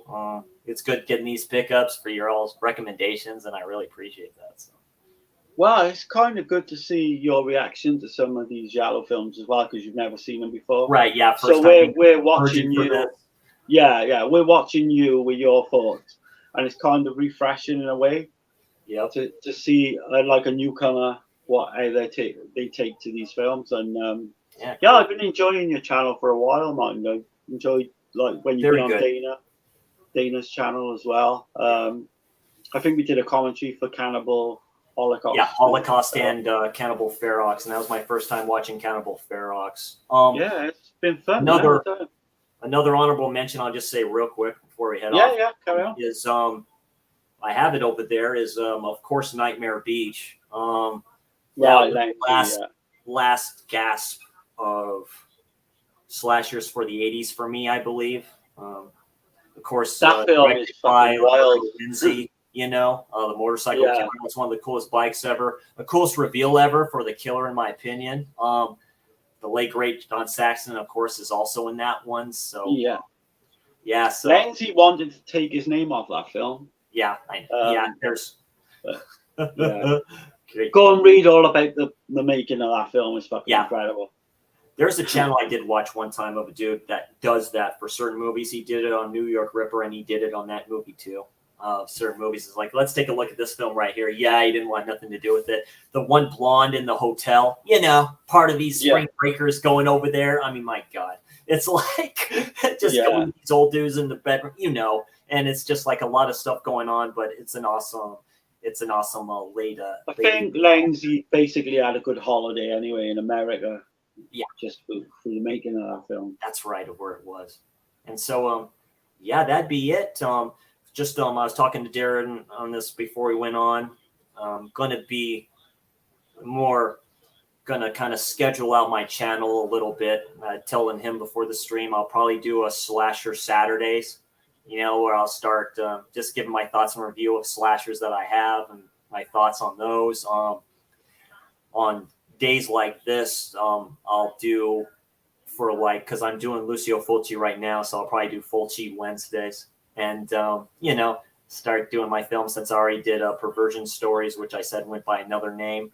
The next up on my list for that one is Don't Torture a Duckling. So that should be a very fun, interesting match for that. Yeah. So that'll be next Wednesday for that. And then y'all still here. Pop's Movie Dungeon Allen, he's doing a stream on the 8th with Brad and the boys there. Check that out, which I'm sure you all will. Should be some good stuff on that one. You doing anything there, Darren? I know you said you had some thoughts for your channel and stuff like that too. Yeah, I don't know when that's going to happen with my own channel. Hopefully soon. Take your time. I think everyone knows I do a collaboration with Dirk and Gizmo on Subjective Collective Perspective, if I got that right. Yes. You're all, I even have a hard time saying it. You're fine. yeah. We're doing an hour to kill. It's called, but it usually goes on a lot longer. Right. This week we're covering the last 3 Forgotten Jolly, and we're covering 3 Lenzi films from his box set of Poliziottesco films. Okay. Then on Gizmo's channel on Sunday night, me and Dirk are doing, I think, Pops. I think That's Brian like the trash ones, right? The ones you haven't watched yet. Yeah, basically. Yes. And we do this kind of thing where we pick 4 films every week. Have they picked Perfect Blue for you yet? Did they pick it last week? I don't think I know they picked Gizmo's it. been hounding you a little bit to watch that, so. But Yeah. It's on my list, but I don't think Excellent. they picked it yet. Yeah, that's I still got the 4 films I got to watch for that now for the coming weekend. I still got 3 or 4 I got to watch for Saturday as well, so I'm going to be busy the next couple of days, I think. excellent. But yeah, I've been really fun doing this. I'm always up for talking slashers or giallo. Everyone knows. Absolutely. Cool. Yeah. All right, there, party people. That would be it for now. I'll see you all in the next one. Thank you all for joining, and thank you for the likes and the subscriptions. We both really appreciate it. All the horror fam, all the slasher fam, appreciate that. And we'll see you all in the next one. You all take care. You have a great one, guys. Bye, guys.